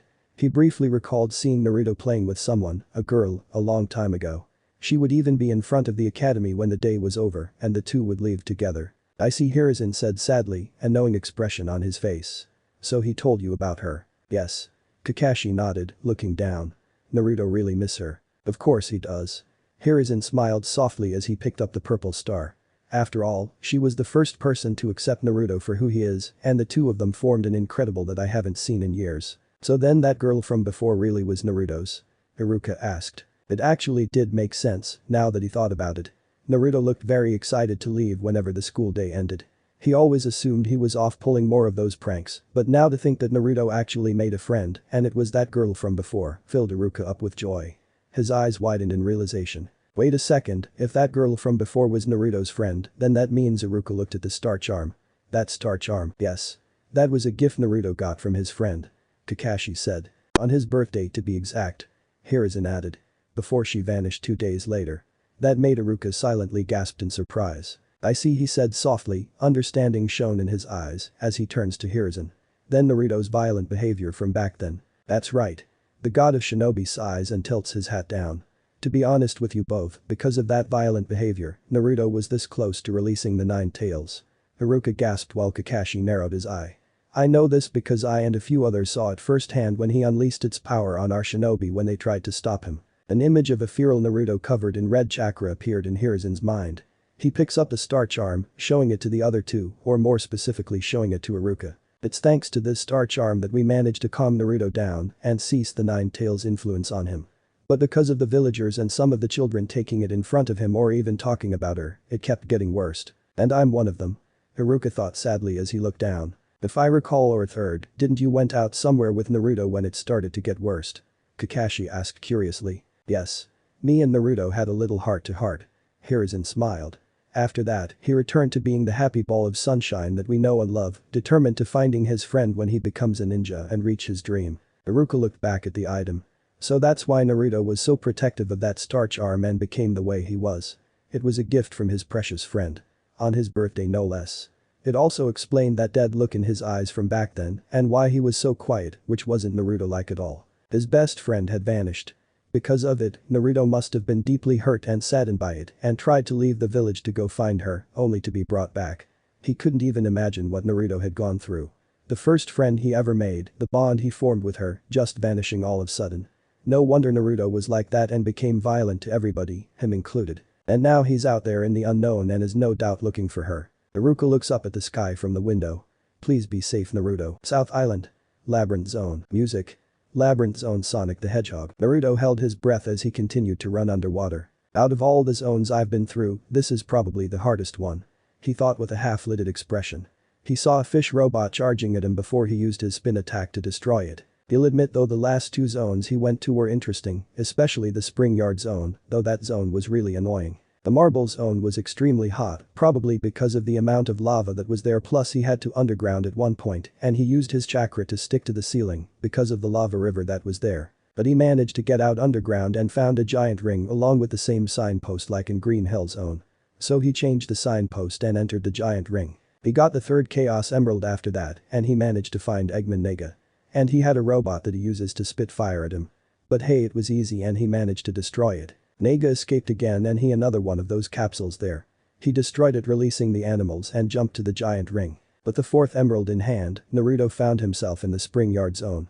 The zone was fun to be in, it was just annoying because of those bumper thingies that were all over the place. But hey, he managed to make through in the end and did the same thing he did in the last two zones. Changed the signpost, entered the giant ring and got the fifth emerald. Then he fought Nega, destroyed the capsule, and exited the zone. And that's how he found himself in the most difficult zone. The Labyrinth Zone. Naruto thought it would be easy just like the rest of the zones. But he was wrong. He was so very wrong. He found himself trapped inside this maze-like zone and it was starting to annoy him. He found a signpost, but there was no giant ring, so he continued onwards. Naruto's face beginning to turn purple and his eyes turned comically. Air, I need air, he looks and saw a large bubble. He quickly runs to it and gulped it in his mouth. Whew, that was close. The ultimate ninja looked up and his eyes widened when he saw the surface. Thank you God, he jumps on the platforms above his head, destroying the robots. Naruto jumps out the water and lands on a platform, soaked to the bone. He spun around really fast before he stopped. He was dry now, but his hair was an afro. I hate this zone. Naruto said blankly. I really do. He shook his head as his hair returned to normal. He heard noises above him, making him look up. Nega, he jumps all the way up and attacked Nega's Eggmobile, as he called it. He landed a direct hit from below causing it to shake. But Nega looked down in shock as he saw Naruto using his telekinesis to float, watching him as he went higher. No, not you again. Yes, me again. Naruto grinned as he used his homing attack to attack Nega again, making the Eggmobile shake again. Knock it off, Nega exclaimed. Oof, his Eggmobile got hit again. Can't you see I'm trying to escape? Escape what? This butt kicking. Naruto grinned as he attacked again. No escape, that Nega pointed below them, making Naruto look down as his eyes widened comically. The whole passage was flooding below them and it was flooding really fast. Holy crap, Naruto exclaimed. He could clearly see that was no air bubbles, meaning that if he were to fall in, then it's game over for him. Naruto looked up at Nega and was about to attack him again, but stopped when he had to avoid a spike coming from one of the platforms in the way. Another reason why he hates this zone, traps. All these goddamn traps everywhere. First, this zone was a maze, then there were traps, and now the place is about to be flooded. This zone was a pain in the ass. Ho ho ho ho, Nega yelled as he disappeared from sight. Naruto quickly gave chase, making sure he avoided the spears and fire-spitting statues while making sure to stay away from the water. Naruto was almost close to Nega and he attacked him once more, making his Eggmobile explode as he screamed while Naruto landed on the platform. "Nu, you'll pay for this," Nega yelled as he escaped the passageway, with Naruto following after him. Naruto was staring up at Nega before rockets came out of his Eggmobile, making his eyes widen, and Nega blasted away past a capsule. "The man's machine sure moves fast," Naruto commented before he smirked. "But I move faster," he jumps on the capsule, destroying it and releasing the animals before he jumped off it and dashed to the next zone. And hopefully more of those giant rings. Music ends. Meanwhile, Soul Kingdom, you look beautiful as always, Princess Blaze. A maid said as she walked right next to her. Blaze sighed and looked down at her attire. She wore a purple ball gown with a petal overskirt, a ruffled white petticoat, and long triangular sleeves. "Of course," she said. Blaze and the young maid were walking to the throne room, the maid with a smile and Blaze with an indifferent expression. It was time to see what her father want. She usually likes to be alone, but she thought having company would be nice for a change. "I do wonder what the king would want though," the maid continued, looking up curiously. "It isn't like him to call you. And he looked really happy too." Blaze sighed but felt her lips twitch upwards slightly. This maid is just too cheery. A serious frown came afterwards. She was right. Why did her father seem happy to be calling her? A little too happy to say the least. It's most likely a marriage proposal. Since she's at that age, it would be time for her to find a suitable partner for her. It's been that way for a long time. But she knew that those suitors would only want to marry her because they wanted to have them. The soul emeralds. The greatest treasure of her kingdom. Them along with the jeweled scepter. Each soul emerald possesses unlimited amounts of great power and are sought out by heroes and villains alike. It is said that the soul emeralds have the ability to transform one's thoughts into power, but is unknown to what extent, which is why many want them. However, that was many years ago. During times of war, before the shinobi world was even born, the Soul Kingdom has been cut off from the rest of the world. It doesn't even exist on the map. After all, during those times many people wanted to have power to win those wars or have it for their own selfish gain. So they sought out the soul emeralds. But it never came to that. The reason? It's because for many centuries the soul emeralds always had a guardian to protect them. And those guardians? They were of royal blood to the kingdom. As the centuries passed, a guardian has fallen, either by dying to protect the soul emeralds from outsiders or by old age. But that wasn't the end. As the royal lineage continued on for centuries, so has a new guardian, and they continue to protect the emeralds to this day. And who was the current guardian? It was Princess Blaze herself. As per custom, the princess of the kingdom has held duty of guarding the soul emeralds, meaning that Blaze's mother, her grandmother and those former guardians of the past were princesses when they guarded the soul emeralds before their time came. After her grandmother passed before she was born, her mother was an appointed guardian and she took the role very seriously, as well as her role as queen. Just like her. But sadly, her time has passed a long time ago and her father, the king, took it upon himself to guard the soul emeralds. However, due to him using a very special power of his, one that Blaze has not inherited due to her connection with the soul emeralds, he aged faster than normally. This gift also helped him create a barrier around the kingdom so that way no outsider can know of their existence. However, the barrier is starting to weaken each day. After all, the outside world is ruled by shinobi, assassins who move in the shadows and use an energy known as chakra to do amazing techniques. If those shinobi find out about their kingdom and the soul emeralds, then war would break out throughout the nation. And he didn't want that to happen. And despite Blaze being the appointed guardian, he never wanted his daughter to suffer such a burden, especially after her mother died. So he will protect the soul emeralds. Until his last breath. We're here, your highness. The maid interrupting Blaze's thoughts. Two were in front of a door which led to the throne room. Blaze turns to the maid. Thank you for escorting me here. She said. Of course, your highness. The maid bowed before she turned and left. Blaze rolled her eyes in annoyance before she turned to the door and entered. She looks up at the throne. There in front of her sat her father, the king. He has grey hair with tints of purple in there, along with a beard. He wears a white suit with thin black stripes and a red cape and white shoes. He wore a crown and by his side was Crane. He smiled softly as he saw his daughter. Blaze. Hello, father. Blaze smiled softly as she bowed to him. Is there a reason why you have called for me? Yes. The king nodded as he stood up, grabbing his cane. He walks down as Blaze had a worried frown. Walk with me, child. He walks past her as she turns around and walked right next to him. As you already know, you are the current guardian of the soul emeralds. 7 gems with unlimited powers beyond the which we have ever seen. Yes, I know of this. Blaze nodded. But right now, I decided to ignore the customs of the kingdom and to protect the emeralds. And once I pass, then the barrier I placed around the kingdom will disappear, letting the shinobi world know of our existence. The king continued. I have been thinking about this long and hard and I believe it's time for us to become allies to these shinobi. Father? Blaze asked in a surprised tone. However, as of now there are shinobi villages and countries out there with a corrupted leader and I worry that we might make friends with the wrong people. The king said sadly before he smiled at his daughter. That is until now I remembered. Blaze blinked. The king reached into his pocket and took out a picture which made Blaze gasp. It was a picture of her and Naruto together. A long time ago, when you ran away after your mother passed, you somehow ended up in a shinobi village. You told me this was called the village hidden in the leaf, correct? Why yes, father. Again I must apologize for my behavior back then. Blaze said as she looked down, but the king shook his head. Don't be, my dear. In fact, I'm really happy. The king said as he looked at the picture. You made a friend in that village. One whom you formed a bond with and can trust. I believe you told me that he was the first person to accept you as you are despite your gift, yes? Yes, that's right. Blaze smiled softly as she remembered that day. At first, he thought it was a jutsu, a technique that the ninja of his village uses, that I was doing, but when I explained to him, it wasn't. A younger Naruto had an awe expression with his eyes replaced as stars. She silently giggled. He looked like a child that's been giving a birthday present and was amazed by it. As he should. The king chuckled. After all, you did inherited your gift from your mother. Now I believe you met the Kage of that village, yes? Blaze nodded as she remembered meeting the third Hokage. He's a kind old man who cares a lot about the people of his village and does whatever he can to help them, especially Naruto. It shows how much he loves them all and how far he's willing to protect them. The king smiled and nodded. Yes. Those are the signs of true ruler. Kindness, compassion and protective of their homes and people. The third Hokage of the Leaf Village is a trustworthy ally, which is why I want you to return there. Blaze almost tripped in her step as she looks at her father in shock. I beg your pardon, father. You heard me, dear.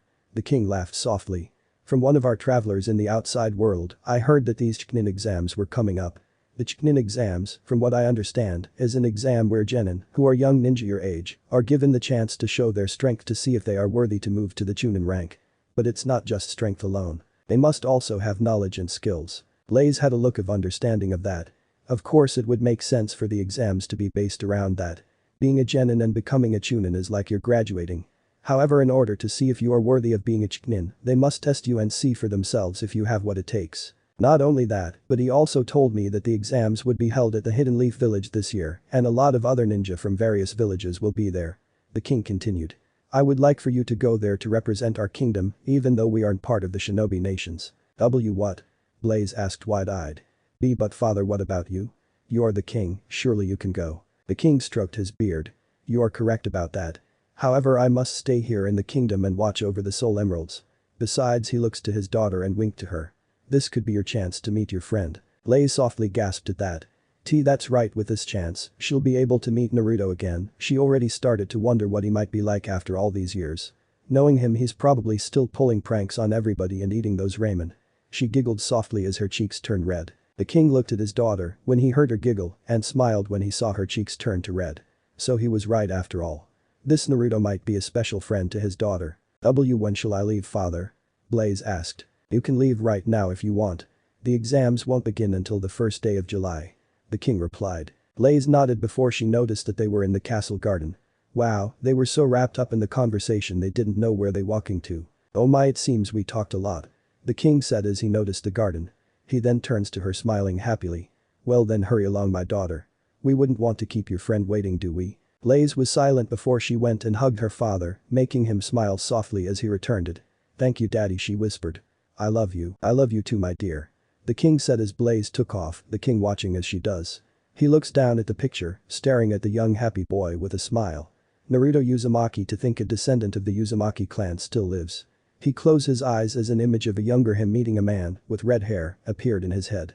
Thank you very much for befriending my daughter. It's no wonder the soul emeralds brought you two together. South Island.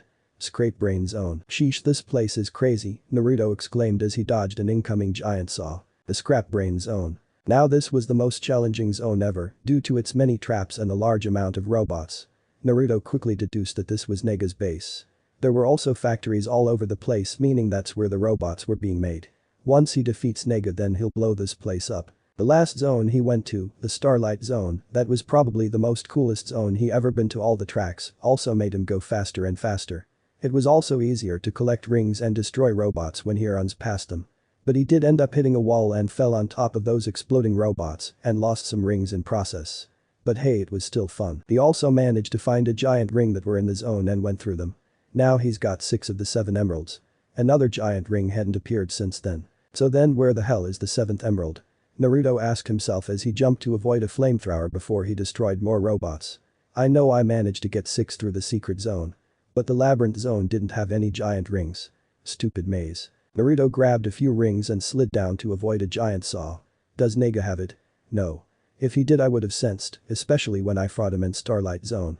He looks up and saw an entrance to a base. Time for the final showdown, Nega, he grinned as he spin dashed inside, avoiding the traps. He stopped when he saw Nega standing in front of him on the other side of the doorway, a grin on his face and a switch in front of him. Welcome to my humble abode, Naruto. Nega said. How do you like it? I'm no contractor, but this place doesn't look up to code, Doc. Naruto then smirked. But don't worry, once I beat you and blow it up, then everything will be nice and peachy.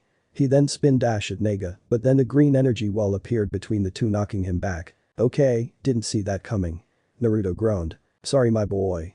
Nega said. But lately you've been a real pain in my egg. Because of you I wasn't able to locate one Chaos Emerald on this island, and it is due to your interference. Naruto frowned. Looks like he was right. Nega doesn't have the last emerald. But no worries. Once I'm through with you, I'll be able to locate the emeralds. Nega continued as he grinned. So until then, have a nice fall. Nega jumped on the switch in front and the floor beneath Naruto's feet collapsed. Oh crap, Naruto screamed as he fell into the darkness. Naruto had a half-lidded expression on his face as he laid down on the floor. Fall. Pun. Funny. He got up and shook his head. He walks ahead and he an annoyed expression. Oh, you gotta be kidding me. He was in the labyrinth zone again. Except this place was gray. And it looked really difficult than the last one. Alright, Naruto cracked his neck and grinned. Let's get this over with. He dashed forward as he got through the weird labyrinth. He destroyed a bunch of robots that were down there, releasing the animals that were trapped. He even avoided some spikes that were in his way. He stopped however as his eyes widened comically. The water is purple. Water shouldn't be purple. He looks across it and saw the path to move forward. He looks down at the purple water. He sniffs it but then turns sickly green. It even smells purple. The ultimate ninja stated.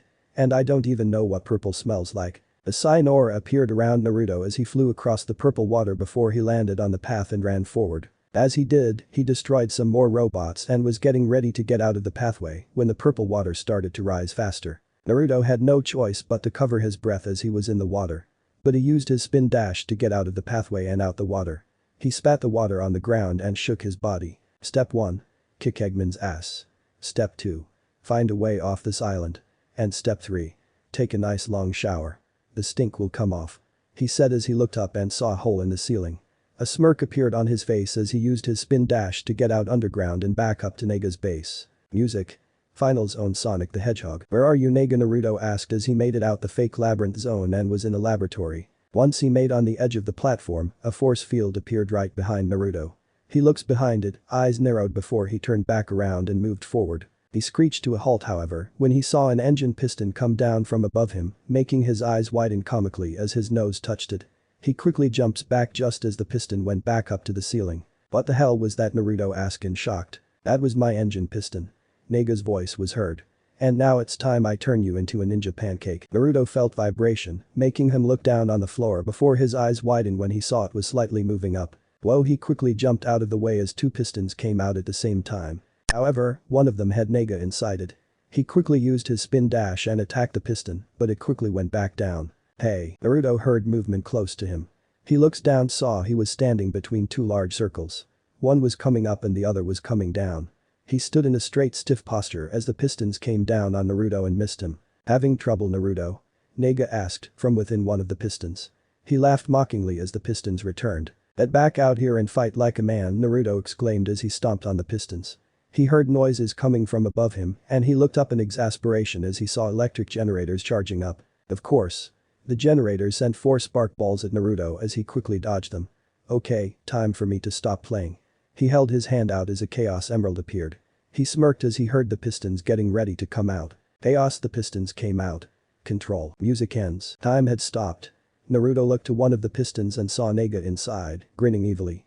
Naruto grinned as he did multiple homing attacks on the piston. In a blur, he then launched a bunch of chaos spears at it before he stopped to charge it the last one up. He then threw the biggest spear at it, making it become more damaged. Time was about to return normal, so Naruto quickly took a marker out and draw doodles on Nega's face as he chuckled evilly. Time soon returned to normal and the piston Nega was in was getting completely destroyed as multiple dents appeared around and scorch marks were on it. Nega was screaming as his pistons were exploding. He quickly got out and jumped into his eggmobile. No way, I can't believe this, Nega exclaimed as he was making his escape. Believe it, Naruto exclaimed as his hand was charged with yellow chaos energy. Chaos spear, he launched the attack on the eggmobile, causing it to explode. Ooh, Nega screamed in anger as he machine lost power. He looks at his reflection seeing the doodles on his face and he went red. I hate that ninja brat. He then fell into a bottomless pit. Naruto grinned down at the pit as he rubbed his finger across his nose, completely ignoring the destruction of the scrap brain zone. He turns around and runs out. Music.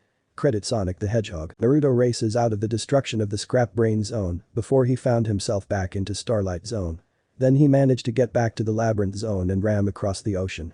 He returns to Spring Yard Zone in that moment and then came to Marble Zone. He soon found himself back in Green Hill Zone as all of the animals followed after him the moment they saw him. Yes, Naruto cheered in excitement as he stopped in an open field.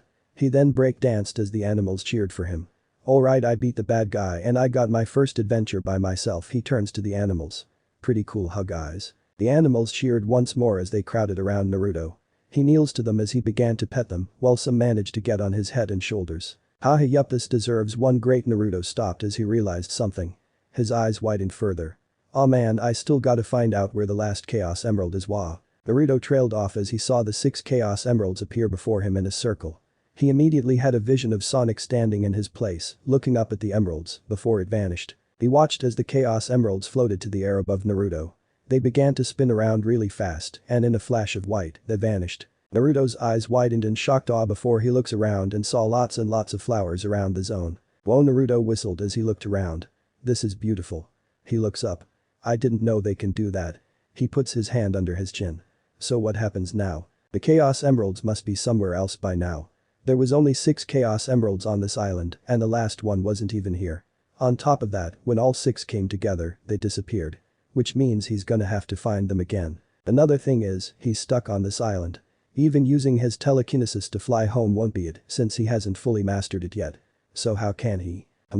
Naruto felt tugging on his pants. He looks down to one of the animals, a squirrel called Ricky, looking up at him and pointing in a direction. Huh? Ricky let go and ran to the direction he was pointing at. He looks back at Naruto and made a noise before he ran off. Hey, wait up! Naruto quickly followed after the squirrel. After following the animal for a good minute, Naruto stops and stares in awe at what he saw. Cool. Naruto said as he went to examine the vehicle. It was an old vintage biplane with a red fuselage and 2 gray main wings attached with a pair of poles on both sides. The red fuselage has a power plant with a gray tractor screw, small orange forward-pointing arrows close to cockpit, and the word Sonic written in white on both sides, with stretchy F-letter labels underlining them. The cockpit has only 1 seat. Its empennage has 2 small horizontal stabilizers and 1 vertical stabilizer, the latter emblazoned with an emblem of a bumper with wings. It also has 3 wheels, 2 under the lower main wing and 1 below the empennage. Naruto stopped his examination as he saw the word Sonic on it. Sonic. He puts his on the biplane, but gasped as a vision of a younger Sonic jumping in the plane and flying it appeared in his head. This is Sonic's airplane, the Tornado. What was the Tornado even doing here? Sitting all alone like this? How come he never spotted it? Oh, maybe the animals were looking out for it. Yeah. That makes sense. I think. Naruto said. He looks up at the sky then back at the plane before a grin appeared on his face. He jumps into the pilot's seat and his eyes widen as he saw a compass in front of him. And it was pointing west. Alright then. Naruto said as he put his hands on the wheel. West it is then. He began to start the plane up and he cheered when he heard the engine start. He looks at the squirrel and waved at him. Thanks a lot little guy, stay safe. He began to drive before starting to take off. Ricky waved goodbye to Naruto with a bright smile on his face before he ran off to join his friends. Ending 1. The Shining Road. Instruments. Awesome! Naruto cheered as he flew away from South Island, waving to the animals as they waved back. He turns back around, hands gripping the wheel in excitement, and gets ready to start a new adventure. However, a familiar floating metallic object caught sight of the plane leaving and began to follow it. But unknown to Naruto and the object following him, the same masked boy from before came out from the shadows and watched them leave with his arms crossed. Soon, he said as he vanished. The world around us is so magical, but now it's been placed under a spell. A shot of the Hidden Leaf Village is shown at night. However, the sun starts to rise in the distance. My love, come with me and together we shall search to find a charm. We'll travel to the land of our dreams where forbidden dreams just may come true. Naruto is sitting on top of the 4th Hokage's mountain head as he stares at the rising sun. The wind starts to blow as it moved his hair to the side. He looks down at his hand, staring at his star charm, a sad look on his face. He closes his eyes and puts the charm on his chest for a moment, not seeing it glowing slightly. When we're alone tomorrow, we will sneak away and secretly meet up on top of a hill where there are birds everywhere and we can be all alone. At the same time, a princess is seen at her castle, staring at the rising sun as well, a sad look on her face. She walks back to her room and picks up her star charm from her bed, placing it on her chest and closing her eyes, not seeing it glow. I know someday, I'll hold your hand. While we sit alone in the morning mist and the seal in our way of our shining road will be broken. Back in the Leaf Village, a younger Naruto opens his eyes and saw he was in a mist.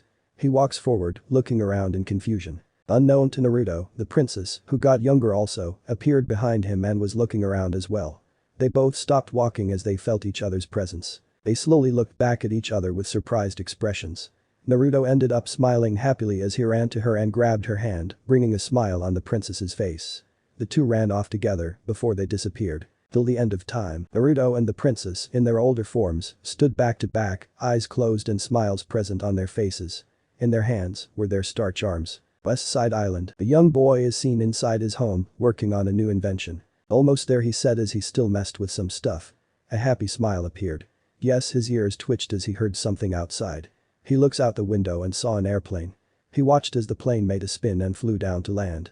Whoa, the young boy stood up in excitement. That was so cool, I wonder who that was. He grabs his invention and runs outside, the bright sun revealing fox ears on his head and twin tails. I can't wait to meet them. Chapter 7. Naruto Uzumaki 2 West Side Island Adventure. High in the sky, Naruto was flying the Tornado, enjoying the nice breeze in the air. And this is way past cool, he cheered. He still couldn't believe that Sonic's biplane is here. Well, guess it's his biplane now. Matter of fact, he couldn't believe that he actually knew how to fly this plane when something like this hasn't been invented. It's like it just suddenly came to him, just like that. Beep beep beep. Naruto heard beeping noises, interrupting his thoughts, making him look down at the compass, and saw he was approaching his location. He looks down below, and his eyes widen as he saw another island. And this one looked bigger than South Island. This must be the place. Naruto said. After flying for a couple of minutes, Naruto realized that the tornado wanted him to go somewhere. He just didn't know where, so he decided to play along and paid attention to the compass. And it looks like the tornado wanted him to go to that island ahead. Time to go see this new island, Naruto said in excitement as he flew down towards the island, still not knowing of the metallic floating object that flew over to the other side of the island. Once Naruto landed safely on the island, at the beach.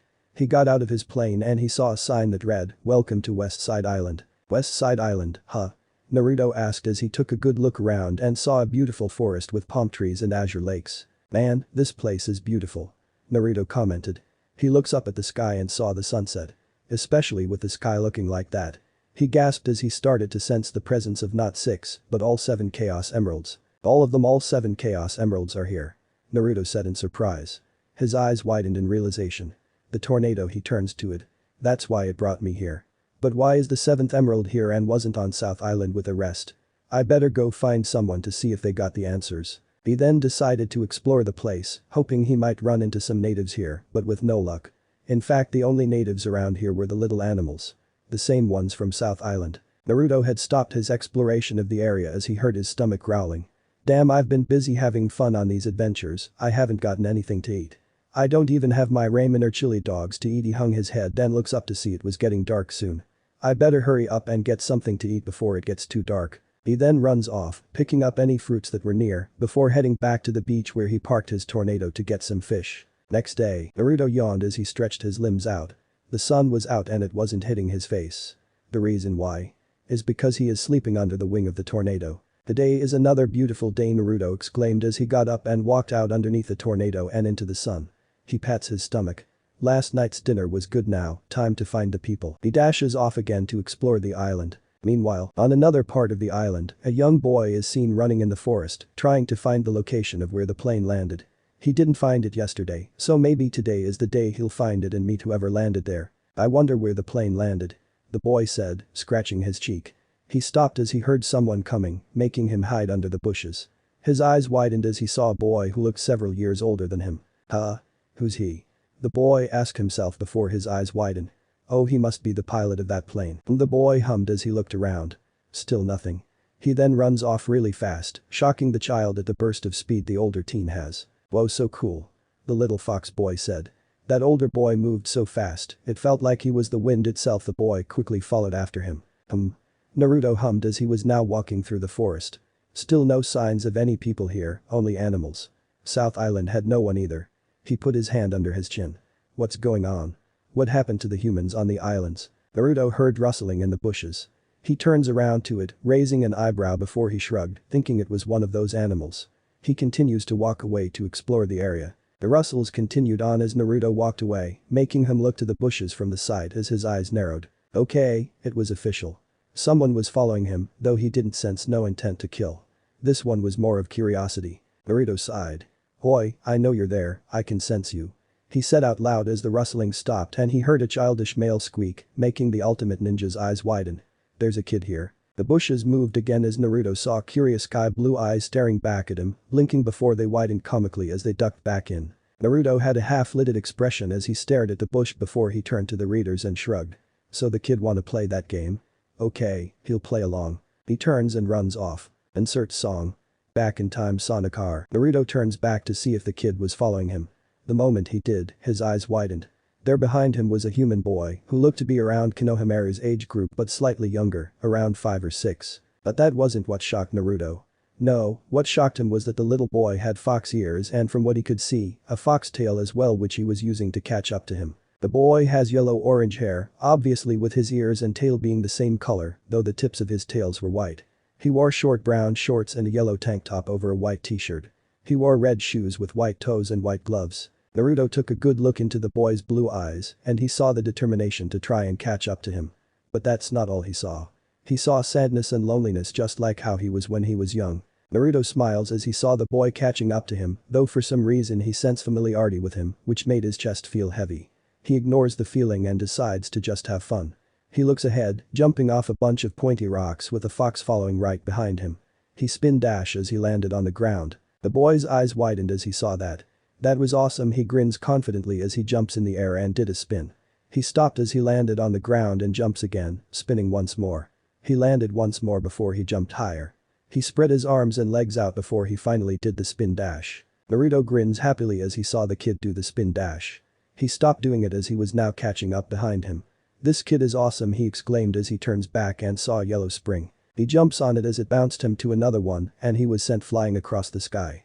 Naruto turns his head to the side but did a double take as he looked back at the kid who was flying next to him. No, seriously. The kid was flying right next to him. He looks behind and his eyes widen further when he finally noticed something. This kid didn't have one tail. He had two. Two tails. He was using the tails to fly as well, so that's how he was able to catch up with him. He thought he had one tail to help him, but it was two of them, but still those twin tails. For a second, Naruto thought he saw the boy take the form of fox cub, which made him gasp silently as the feeling he felt before come back full force. He shook his head, seeing the boy change back to normal. What? Naruto saw the ground coming close. He flips in the air and landed safely on the ground. He looks up at the boy who flew down and noticed Naruto stare at him as he turned to him. "That's awesome," Naruto exclaimed as the boy's eyes widened. "You have two tails and you're using them fly. That is seriously awesome, man." The boy had a mild blush on his face at the compliment. This was the first time anyone has ever said anything nice to him, let alone compliment like that. Plus, he wasn't even freaking out about him having two tails. Song end. "You the boy stuttered. He was nervous. He has no idea what to say in this situation. "Hey, so what's? I gotta go by," the boy suddenly yelled as he flew away. "Huh?" Naruto exclaimed as the boy began to vanish from view. "Hey, wait a second, Tails, wait." Naruto gasped as he put his hand in front of his mouth in surprise. Huh? He knew his name. How did he know his name? He felt something slid down his cheek. He touched it and felt wetness. What? Why am I? He didn't know why, but a tear had slid from his eye. He suddenly felt more tears fall. He tries to wipe them, but they just kept falling. It felt like something was squeezing him inside. He's been ignoring this feeling and just wanted to have fun with the kid.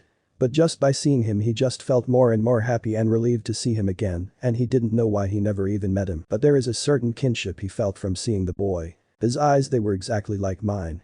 He looks down for a moment before he looks up to where Tails left. Tails. Elsewhere, Tails was flying through the forest as he still couldn't believe what happened. That human boy had complimented him, saying that he's awesome. He's never been complimented before, so it took him by surprise. It's been a while since he's seen other humans before he found his way on this land. The humans would always look at him as though he was a freak of nature, an abomination that shouldn't even exist.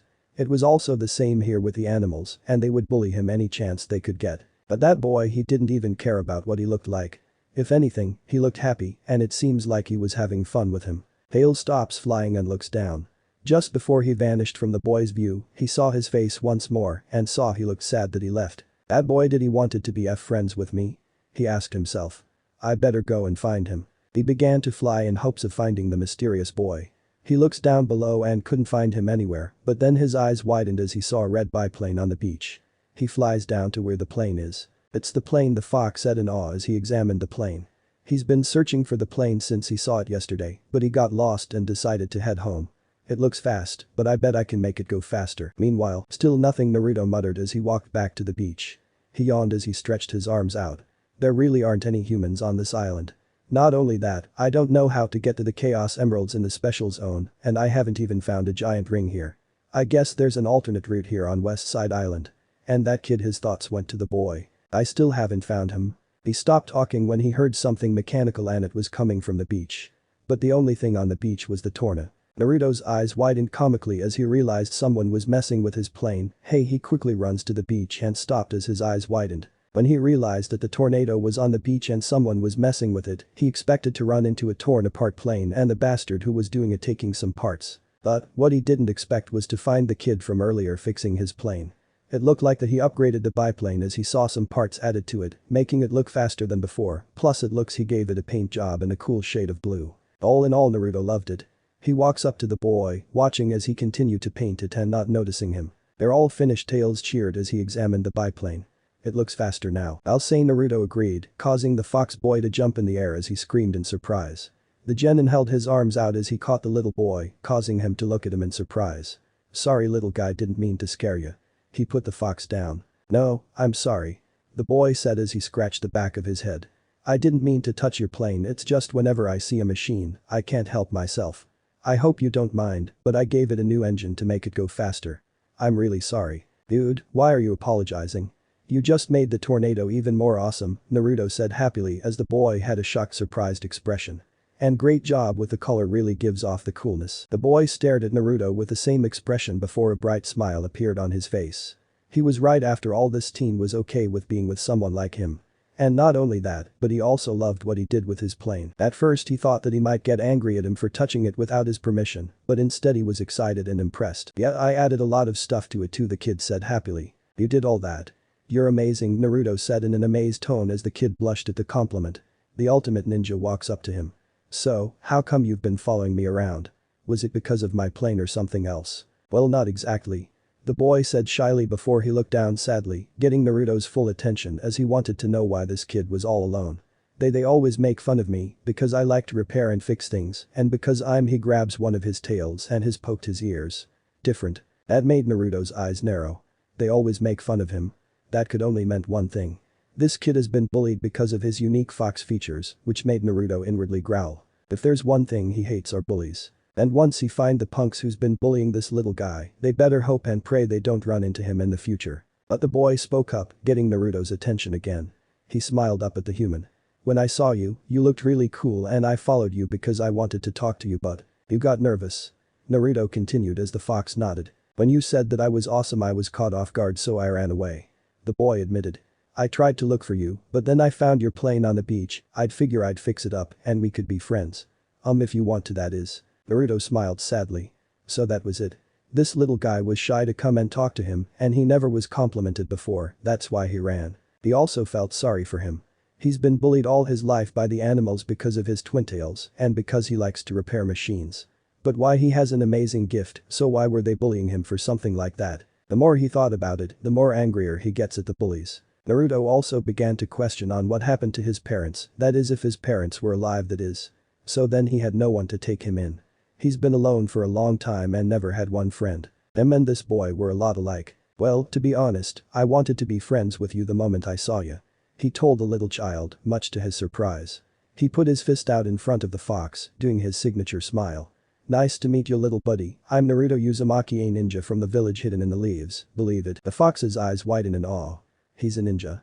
So cool, he smiles happily as he fist bumps Naruto. I'm Miles Prower, but everyone calls me Tails. Tails introduced himself happily. Righto, little buddy. Naruto and Tails shared a high five and small laugh as Tails flew around Naruto. Suddenly, they both saw a flash of white and then, boom. Whoa, Tails screamed as he hid behind Naruto's back, while the genin himself had his eyes narrowed, a serious frown on his face. Various explosions then occurred across the area the two were in as the wildfire blew away various debris. Naruto quickly grabbed Tails and dodged them all with ease. That was Clo. Naruto looked, Tails pointed, and Naruto's eyes widened as he saw robots violently excavating the area. And those robots look awfully a lot like the ones from South Island, which meant, oh, you gotta be kidding me, Naruto growled as a cyan aura appeared around him. He held his hand out to the robots, and they stopped their rampage as similar auras appeared around them.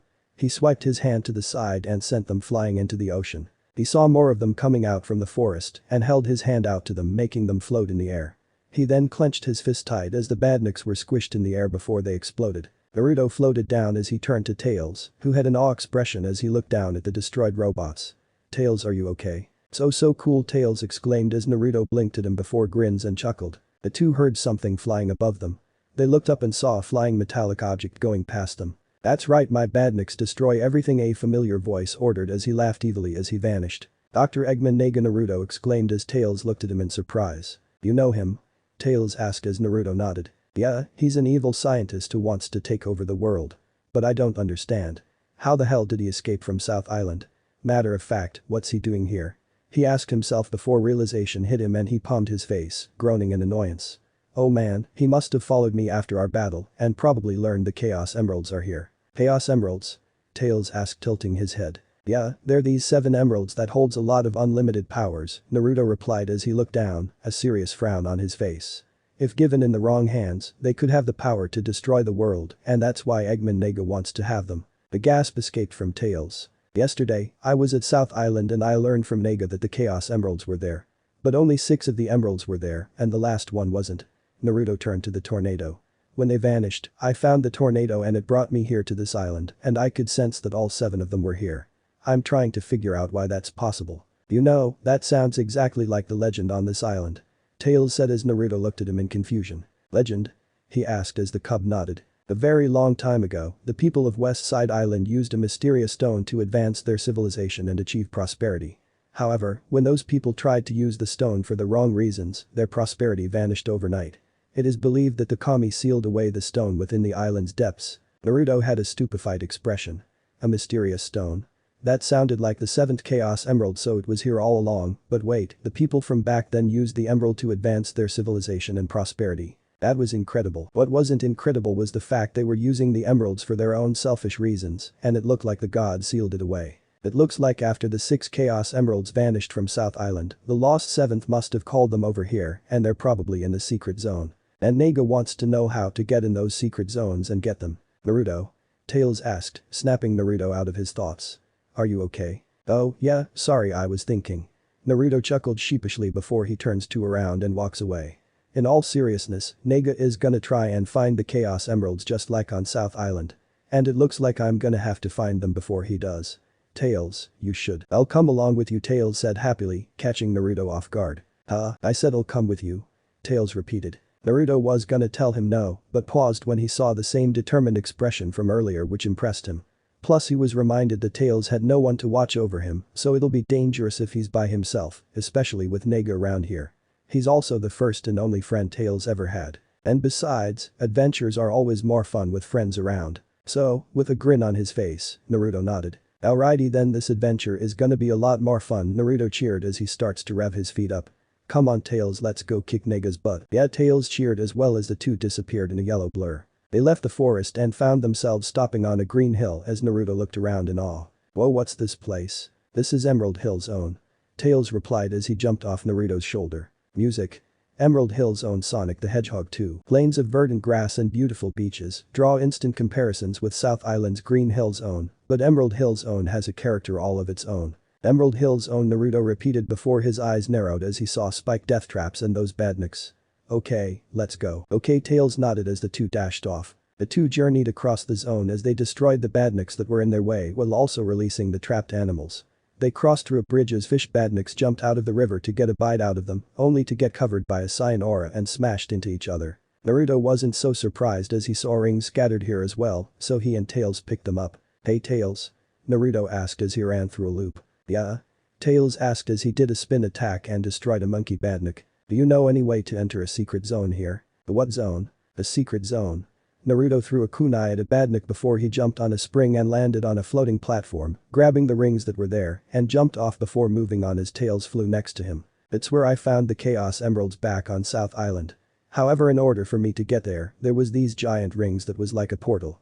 Naruto continued on as he and Tails dodged a large laser attack from a chameleon badnik before Naruto kicked it away. Oh, you must mean a special zone, Tails realized. Huh. And I've been calling them secret zone. Naruto thought before he shrugged. Same thing. Well, legends say that there are these star posts across the island. Once you gather enough rings, they'll open a portal to somewhere unknown.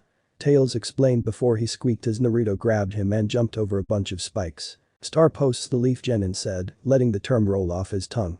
So in order to get inside the special zone, he needs to have the right amount of rings for these star posts. Sounds easy, but how many rings does the star post need in order to open a portal? Huh? Naruto stopped running as something caught his interest while he put Tails down. What's wrong, Naruto? Tails asked, wondering why his new friend stopped. Is that one of those star posts you were talking about earlier? Naruto asked, pointing ahead as Tails looked at it. The star post has a yellow shapely post, gray stretch rod and a lamp on the top, which has a red circle with black center with white star in it. Yeah, that's it, Tails nodded. Naruto looked at the star post. Well, time to see if he's got enough rings. He hits the star post as the lamp spins around before it flashes red and yellow. All of a sudden spinning star circles appeared above it. Naruto and Tails looked at it before each other as they nodded and jumped into the star circle. Music. Special stage Sonic the Hedgehog 2. Naruto and Tails are running through a blue half pipe. Above them, Naruto saw the sky look similar to the ones from the secret zone on South Island. "Whoa, this is amazing," Tails exclaimed. "Amazing?" Naruto asked in disbelief as he looked around. "Dude, this place is completely different than the ones on South Island. How do we even get the Chaos Emerald here?" They heard something above them. They looked up and saw a screen that says to collect 140 rings. After that, their names appeared and the amount of rings they have, which is 0. They blinked as they looked at each other before they looked ahead and saw there were incoming rings. Oh, so in order for them to get the emeralds, they have to get the right amount of rings or higher, and then they'll be able to get the Chaos Emerald. With a grin on his face, Naruto turns to Tails. "Let's do it to it, Tails." Naruto gave him a thumbs up. "You got it." Naruto. Tails gave a thumbs up in return. The two turned back and gathered up the incoming rings. They were coming from the front and on the sides, so the two went into separate directions to gather them. Naruto's eyes widened in shock as he saw bombs lying around. "Heads up, Tails, we got bombs incoming," he exclaimed. "Okay," Tails nodded. The two jumped out of the bomb's way, all the while grabbing the rings that were coming their way. Once they saw nothing else, they ran to the center again. A screen popped up in front of them showing a thumbs up. The screen disappeared and both Naruto and Tails saw a glowing blue object. "There it is," Naruto exclaimed as the two got close enough in order for Naruto to grab it. "Yes, we got a Chaos Emerald." "Awesome," Tails cheered. Stars appeared around them and the two disappeared. Music. Emerald Hill's own Sonic the Hedgehog 2. Naruto and Tails appeared in front of the star post. In Naruto's hand was the blue Chaos Emerald. "Wow." Tails whispered in awe as he stared at the emerald. "So that's a Chaos Emerald." "Yup," Naruto said happily. "That's one emerald down. We just need find 6 more." The emerald vanished in his hand, awing Tails.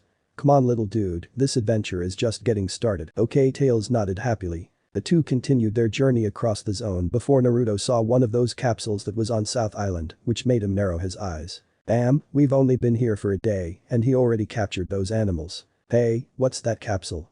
Tails asked. "It's those capsules that Nega uses to capture the animals so he can use them to power up his badniks."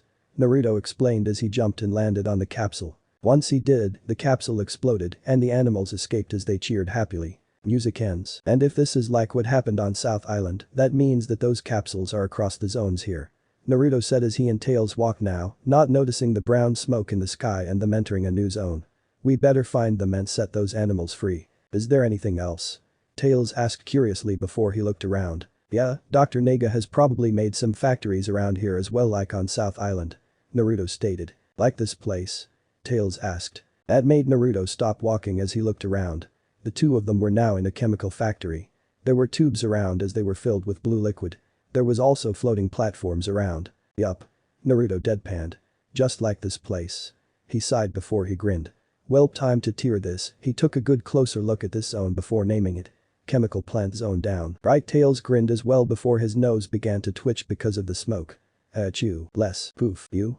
Naruto blinks and turns around to Tails and his eyes widened in comical shock and disbelief. In Tails' place is a young fox cub. But to Naruto, this cub reminded him of the hedgehogs. He wore Tails' gloves and shoes and had 3 plucks sticking out of his fur. He also has white fur around his muzzle and torso. "Thank you," Tails sniffed as he rubbed his nose. He looks up and saw the dumbfounded expression on Naruto's face. "What's wrong, Naruto?" Tails?" Naruto asked in shock. Is that you?" "Huh?" Tails blinked before his eyes widened in realization. He looks down at himself, seeing he was in his fox form.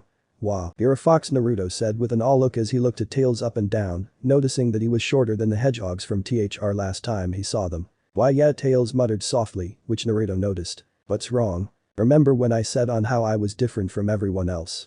Tails asked. "It wasn't just my tails and ears, it was this also." He referred to his fox form. Naruto gained an understanding expression. "It's because you have both a fox form and human form that you've been rejected by not just animals here, but humans as well." He stated as Tails nodded sadly, his ears moving down. He put a hand on his shoulder, getting his attention. "Listen, Tails, there's nothing wrong with being different from everybody else. No matter what you look like on the outside, it's what's on the inside that counts. If people don't understand that, then prove them wrong. Show them that you aren't who they think you are because of your appearance. Show them that you are a really cool kitty." Finished with a thumbs up and his famous grin. That made Tails gasp as he stared at Naruto in awe with tears gathering in his eyes. Even though they met not too long ago and he's just now revealing his human form to Naruto, he gave him such helpful and encouraging advice to him. And he was right, he has to show everyone who he really is on the inside, not because of his appearance. "Naruto, thanks Naruto." Tails smiled up at him. Naruto grins and winks at him. Ho ho ho ho ho. Nega Naruto exclaimed as he and Tails continued to hear his evil laughter throughout the chemical plant. Let's go Tails. Right, music. Chemical plant zone Sonic the Hedgehog 2. The two start their journey off by jumping on a moving platform before continuing on running across a pipe full of blue chemicals. They jumped on a yellow spring, making them go to the higher level before they attacked a spider-like badnik. They quickly dodged out of the way when they saw blue chemicals sprouting from the ground. They went through a loop before going all the way down as they went faster and faster before they hit a red spring, bouncing them back to the other direction as they traveled down the pipes before hitting a dead end. They saw Lid on the floor and Tails, being curious, does a spin attack on it and it forcibly sucked them both inside. Boy and Naruto screamed as they were going really fast inside the pipes as it took them into a new direction by moving up, down and all around. Once they were out of the pipes, via launching them upwards, a lid closed, revealing a red spring as they bounced on it and landed on moving yellow blocks. Naruto quickly grabbed Tails and ran up the wall, using his chakra before he grabbed a ledge and pulled them up. He then sat him down and looks over the ledge. Wow, my head is spinning. Tails said as his eyes became swirls before his nose twitched. Achoo, poof. He turned back into his human form. Tails, I believe you found us a new fun shortcut in this way stump. Naruto said happily as he looked down at the tube they were just shot out of in excitement. Wah. Naruto quickly turns to Tails and saw he got grabbed by one of those spider badniks from the ceiling. Hey, he spin attacks it, releasing both Tails and the animal inside before he grabbed them both. He released the animal, a rabbit, as it waved at them before it hopped away. That was close. Tails sighed in relief as Naruto let him go. Come on, we should be getting close to Nega. Naruto said. They ran ahead, down the blue pipes before Naruto did a spin dash to attack a badnik that was close to them and got out of it to continue running. They went through a dash panel, making them go faster as they went through multiple loops in a burst of speed as they found themselves entering a factory. They were then rocketed upwards, grabbing some rings that were floating in midair. They continued onwards as they destroyed more badniks before they found themselves trapped and were on the moving blocks. Naruto looked. Tails pointed below them, making Naruto look down and saw rising pink water. And it was rising fast. Mega, what? Poisonous water, ah. Oh crap, Naruto quickly jumped up to a wall and used his chakra again while Tails flew. Together, the two of them quickly tried to get out of the death trap before Tails began to feel tired. Naruto jumps, grabbing Tails after seeing him catch his breath and landed on the other wall and continued to move as the water below them continued to rise faster and faster. Naruto saw the ledge above as he smirks and jumps up and over it. The two best friends looks at the pink liquid. From now on, if we see any form of water that isn't in different colors, we stay away from it. Naruto told Tails as he nodded. Yup. Naruto turns around and gasps as he saw a star post. Alright, a star post. He quickly punches it, making the top spin as stars appeared around. The two quickly jumps into the stars as they vanished. A portal opens up and the two came back out with a purple chaos emerald in Tails' hand. Alright, 2 down, 5 to go, Naruto said happily before he looks at the star post, a curious expression. I wonder how long we've been in the secret zone. I feel like time moves differently in there than out here. Ho ho ho ho ho. Naruto and Tails looked around as they heard the laughter. Naruto's eyes began to narrow. They were close. Real close to where Nega is hiding. The two nodded at each other as they ran ahead before they saw a platform that was moving back and forth between a large gap and below the moving platform was the Megamac.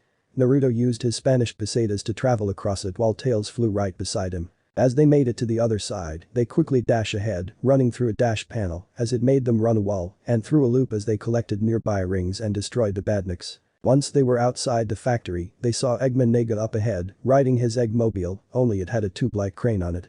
They stopped on the yellow platform as they glared at him. Nega, Naruto called out. Ah, Naruto, so glad that you could make it, Nega grinned.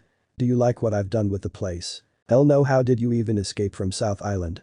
Naruto asked. That's for me to know and you not find out. I must admit though, when I heard about the legend of this island when I first arrived here, I was shocked that the lost emerald was sealed away, separated from the other emeralds. Nega explained. Now that all 7 of them are gathered here, you won't stop me from getting them, yeah? Well, guess what, egg face. Me and my new sidekick Tails here are gonna get those emeralds before you can. Naruto smirked as Tails nodded. That's right, we already got 2 of the emeralds and once we have the other 5, we will stop you, Tails exclaimed as Naruto fell back comically. But Dr. Nega shouted in disbelief. You weren't supposed to tell him that, Tails. Naruto whispered to Tails, who blinked and covered his mouth. Oops. How? How were you able to collect the emeralds? Nega demanded. That's for us to know and you to never find out. Naruto grinned as Nega growled. Fine, then I'll have to beat it out of you. Music. Sonic the Hedgehog 2. Naruto and Tails jumped back as Nega dumped blue toxic on their heads. Naruto looks back and his eyes widened as 3 platforms were flipped over. While Naruto used his Spanish pesetas to grab Tails, covering him in his Saiyan aura as they both moved back to the middle platform. He looks forward and saw the other yellow platforms flip over before they returned to normal. "That's a cheap trick, Nega," he exclaimed. "Did you honestly think I would play fair?" Nega shot back as he dumped more of the blue toxic above them, making Naruto move back. Tails watched as Nega moved to the other side and began to suck in the blue toxic inside the jar above his eggmobile. An idea came to his head. He flies on Naruto's back, getting his attention as he whispered in his ear. Naruto's eyes widened as he looked at the jar before an evil grin formed on his face. "Gotcha, little buddy," he exclaimed as he and Tails stepped out of the way of more blue toxics. He did a familiar cross on his fingers. Shadow Clone Jutsu. Poof. Poor Naruto's appears in a poof of white smoke, shocking Tails into awe as his eyes were replaced by stars. Now, the duo and clones charged at Nega as they spin attack his eggmobile multiple times as Nega screamed out. The Naruto clones began to destroy the extra pieces of the eggmobile before they disappeared, clouding Nega's vision. As he coughed out the smoke, he looks up and saw a grinning Naruto in his face as he floated in front of his eggmobile. Boom. Boom. An explosion rocked from below the eggmobile as it got sent flying into the sky, with Nega screaming all the way as small explosions began to appear around his eggmobile. Music ends. Naruto and Tails watched as Nega vanished into the sky, turning into a star. They look ahead, seeing a capsule there. They jumped over the flipping yellow platforms as they made it to the other side and ran to the capsule. Naruto jumps up and lands on the button, causing many explosions to erupt, and the animals released, before he did a flip and continued on ahead with Tails flying beside him. As they ran they found themselves out of the chemical plant and into a brand new zone. Music. Aquatic Ruins Zone. Sonic the Hedgehog 2. Naruto looks around to see they were now in some sort of ancient ruins that looks like it was submerged into water. "Hey Tails, what is this place?" he asked curiously as he did a spin dash on a badnik before throwing a bunch of shuriken at the flying badniks, destroying them. "It's the Aquatic Ruins Zone," Tails replied as he did a spin attack on a badnik. Naruto was about to say something, but gave a yell of surprise when he saw a pillar had popped out from underground before he jumped over it. "Gotta be careful around here," Naruto said to Tails as they ran through a large log bridge and came out. As they ran past the water, they jumped to higher before Naruto saw a box of rings. He jumps on it, collecting the rings, and went to join Tails. They went through a loop before they ran up a slope. They immediately saw a star post, and Naruto punched it as stats appeared around them. They jumped into the stars and vanished. After a minute, the portal opens up and Naruto and Tails came out, a red chaos emerald in Naruto's hand before it vanished. "Is it me, or are these secret zones becoming really hard the more we collect these emeralds?" Naruto asked. "It does seem that way. Maybe it's a test from the god that sealed away the lost emerald," Tails answered. "If it's a test then I can say we're passing with flying colors," Naruto grinned. "But to be honest, it seems more like a challenge to see if we can make it through and collect the emeralds. And I do love me a challenge. So I say bring it." Ouch. Naruto jumps in the air holding his butt as rings popped out of him, while Tails wailed his arms up and down in surprise. Naruto, luckily, landed on his feet and grabbed his butt. What the hell? He looks behind him and saw an arrow. An arrow? Where did Naruto look out? Tails quickly grabbed Naruto's jacket and flew up with him as other arrows came out from a metal plate on a pillar, which had Eggman Nega's face on it. "Oh, that fat bastard," Naruto growled in annoyance as Tails flew them back down and stood next to him. "Let's hurry up and get out of here." Got it. The two continued on their journey across the Aquatic Ruins Zone as they collected some rings. They saw a swinging platform as they jumped on it, and it took them to the other side as they jumped off it. They went through a dash panel as it made them go through a loop before it took them down into the waters, making them hold their breath. "Oh great. This again." Naruto groaned inwardly as he and Tails continued to run underwater. They saw a fish badnik charging at them before Naruto destroyed it using his spin attack. Naruto looks ahead and saw large bubbles coming out of the ground. He looks behind Tails and pointed at them as he nodded his head. Once they made, Tails sucks the large bubble in and Naruto got the second one. They both then looked ahead and did a spin dash as they went up a slope and got out of the water. They ran through the loops once more and jumped on a spring to get to a higher level before hitting a bunch of leaves.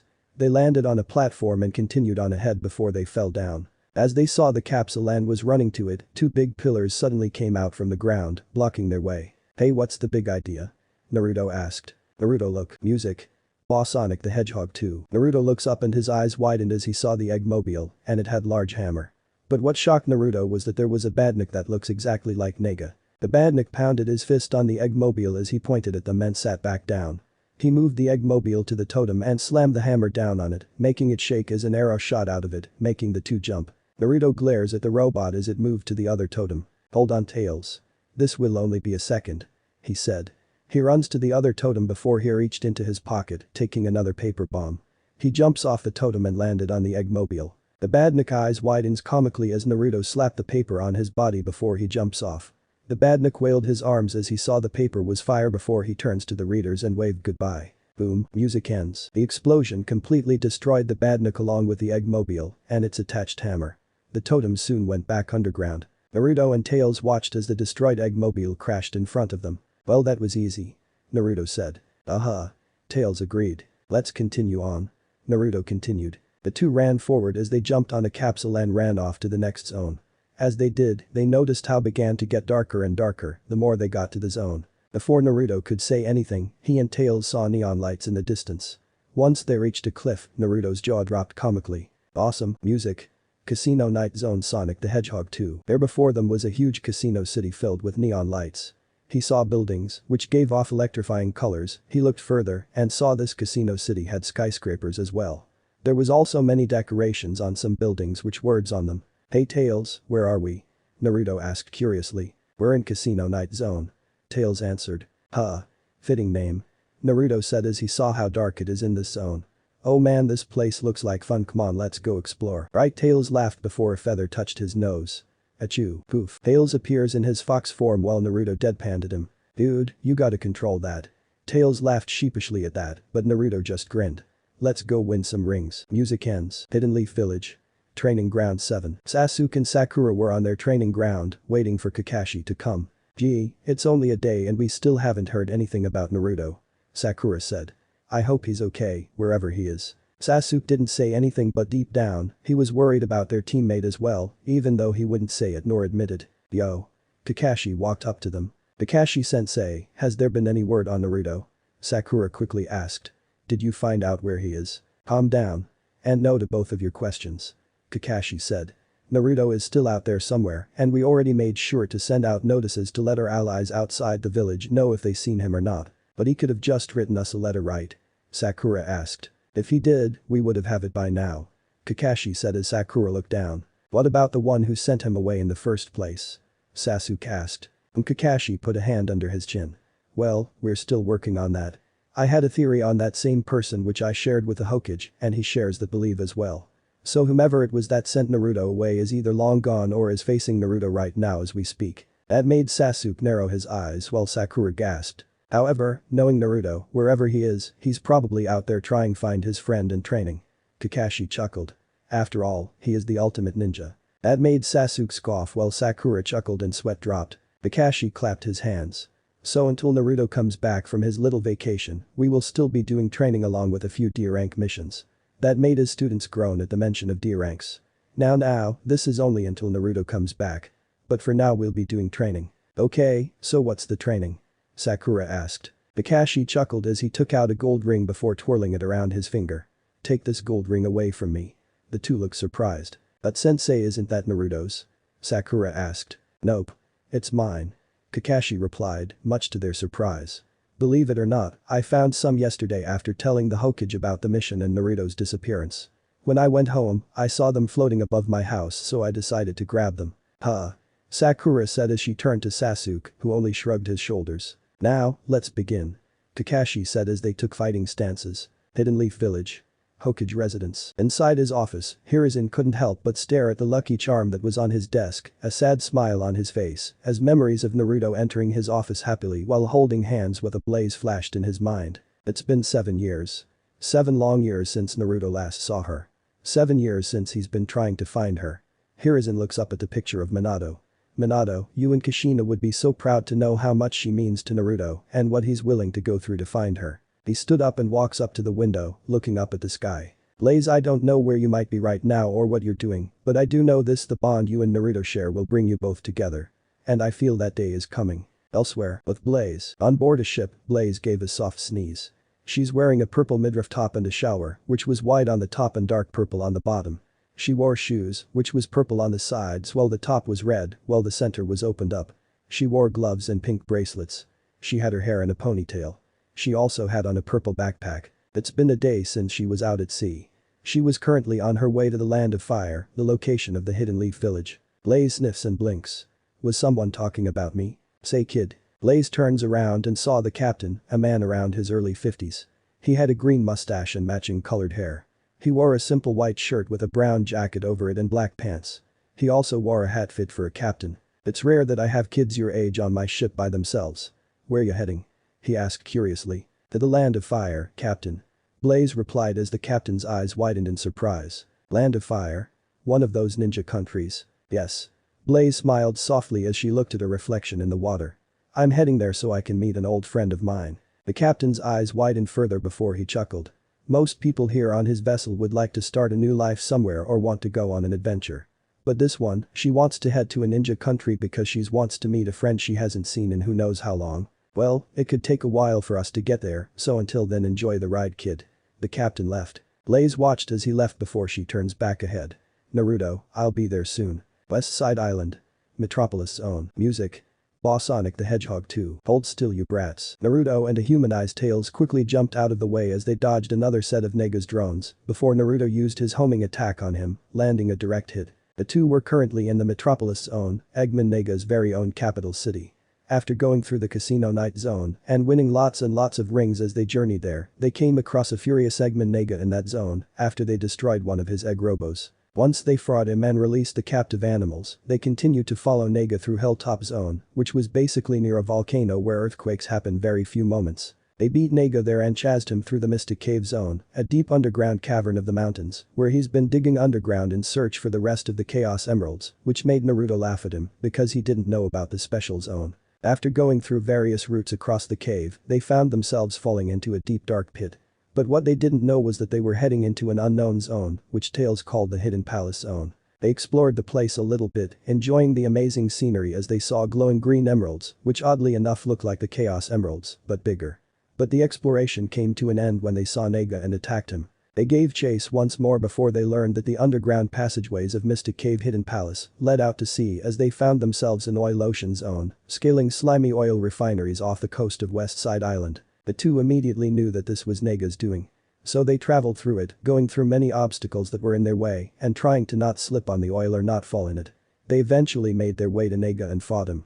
Once again after defeating him, he escapes to his city, the Metropolis Zone. And let's just say that place was crawling with badniks.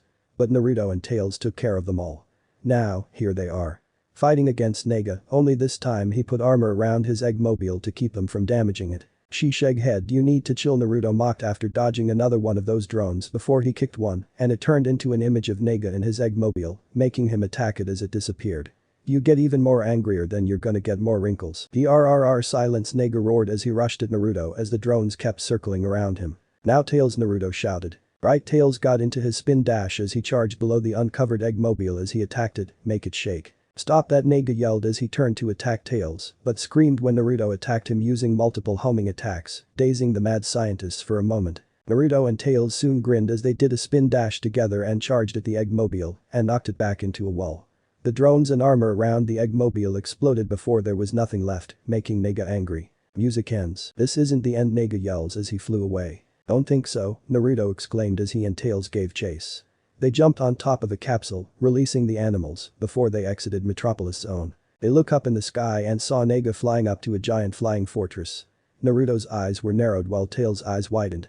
The Leaf Genin grabs Tails and puts him on his back. "Hang on little buddy, we getting the tornado," and chasing after that fortress. Naruto's feet turned into a circular motion as he dashed off to the beach where the tornado was last left. "Alright Tails, you pilot and I take the wing," Naruto said as he jumped on the wing of the tornado. "Huh?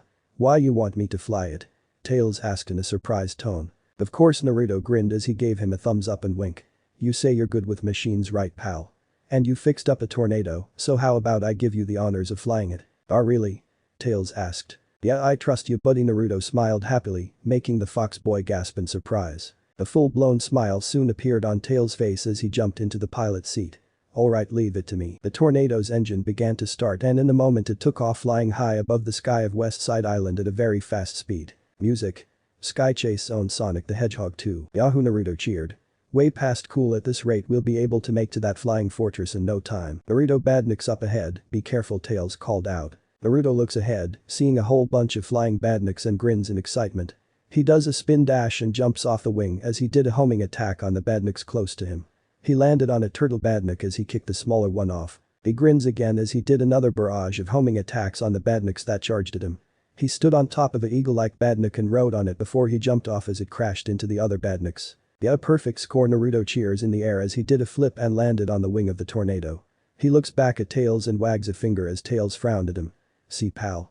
I'm perfectly fine." He looks ahead and his and Tails' eyes widened as they saw the flying fortress, and up close it was even more huge. "That flying fortress is even bigger up close," Tails exclaimed. "No problem." Naruto smirks as he cracked his fingers. "I can take that." Naruto's eyes widened in comical shock as he tilted his body to the side, dodging a laser bullet, making Tails' eyes widen as well. "Whoa, what the?" Tails had to quickly maneuver the tornado so that he could dodge the incoming projectiles as they got closer and closer to the flying fortress. Once they got close enough, Naruto managed to jump and land on it, but a projectile hit the wing of the tornado, making him lose altitude. Music ends. "Tails!" Naruto yelled out as the tornado began to move away from the fortress. He tried to use his Spanish pesetas to bring them on board, but he couldn't as the projectiles continued to attack them. I can fix it," Tails exclaimed as he tried to control the altitude. "It's a plane you can fly, leave it," Naruto called out, but Tails kept going further and further away. "Tails, I can fix it," was the last thing Naruto heard as he could only stare in wide eyes. "Tails." Music. Winged Fortress owned Sonic the Hedgehog 2. The shadow loomed over Naruto's eyes as he shook in rage before he turned around and dashed forward, his eyes flashing red for a moment. As he traveled to the Winged Fortress, he destroyed all of the badniks that were there. He was jumping all around the place before he went inside. When he did and ran around, one of the doors suddenly went open and he found himself sucked outside, surprising him before he used his chakra to stick on the surface. When he saw another door, he grins as he jumped off of the fortress and kicked down, making him slide on the floor. He got off of it and grabbed onto a hook as it sent him flying down while he dodged the badnik's attacks. Once the hook reached its end, he spin dashes down to the glass window, shattering it as he lands on his feet. He looks up, glaring at Eggman Nega, who only stood there smirking at him. "Found you, Doc." Naruto walks up to him, an angry look on his face. "You got a lot to answer for, fat man." Nega pushed a button and a green energy well appeared, keeping Naruto in place, who looks back and saw something similar. "Didn't you try that trick back on South Island?" Naruto asked, crossing his arms and tapping his foot. "Yes. But this time, I'm going to slice you up," Nega exclaimed. Music. Boss Sonic the Hedgehog 2. Naruto looks behind him and saw spiky platforms come up from above, along with a laser beam to cut him down. He turns back, Nega, grinning. "Hold on for a moment." One of the spike platforms charged at Naruto, who quickly dodged it in time before he jumped on another one. He hops off of it and slides down under one. He immediately noticed how that laser beam kept making noises.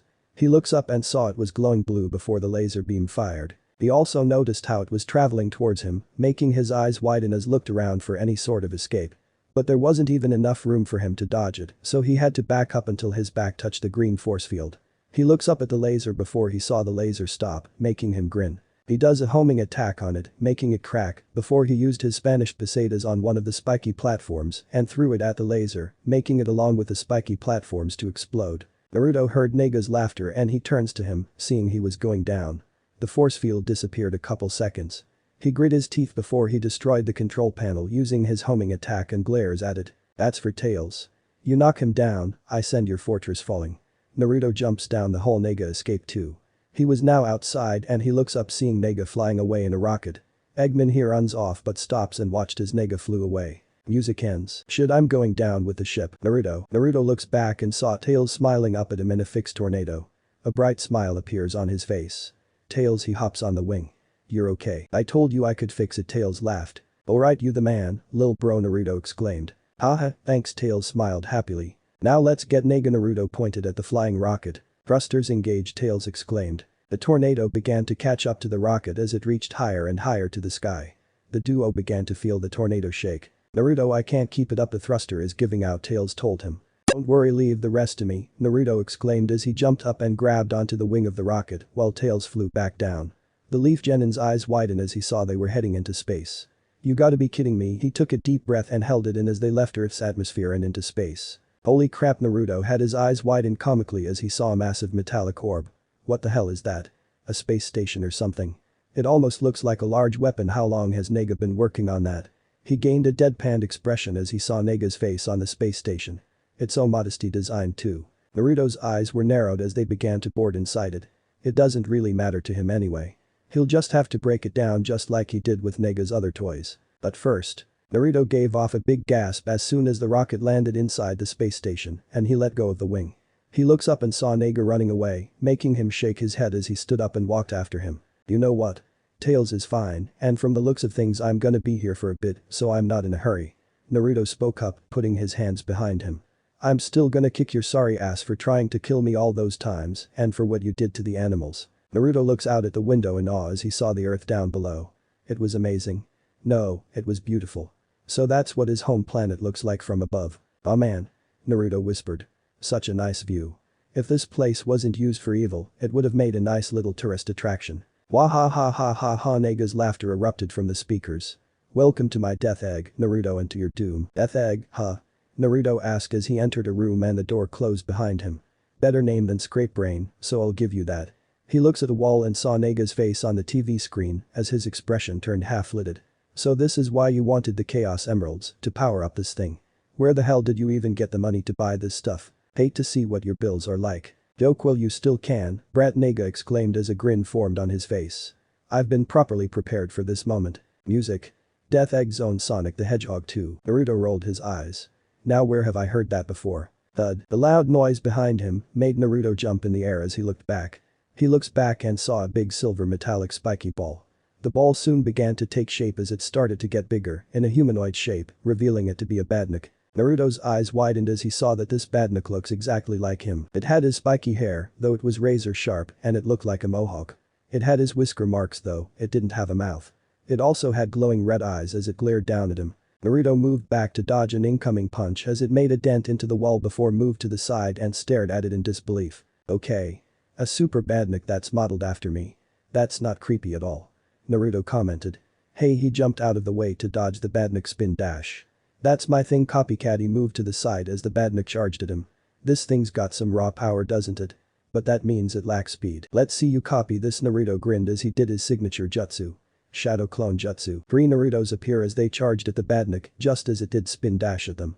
They jumped out and went to random directions before their hands had yellow energy. Chaos Spear, they shouted as they launched the attack, landing direct hits as it stunned the badnik.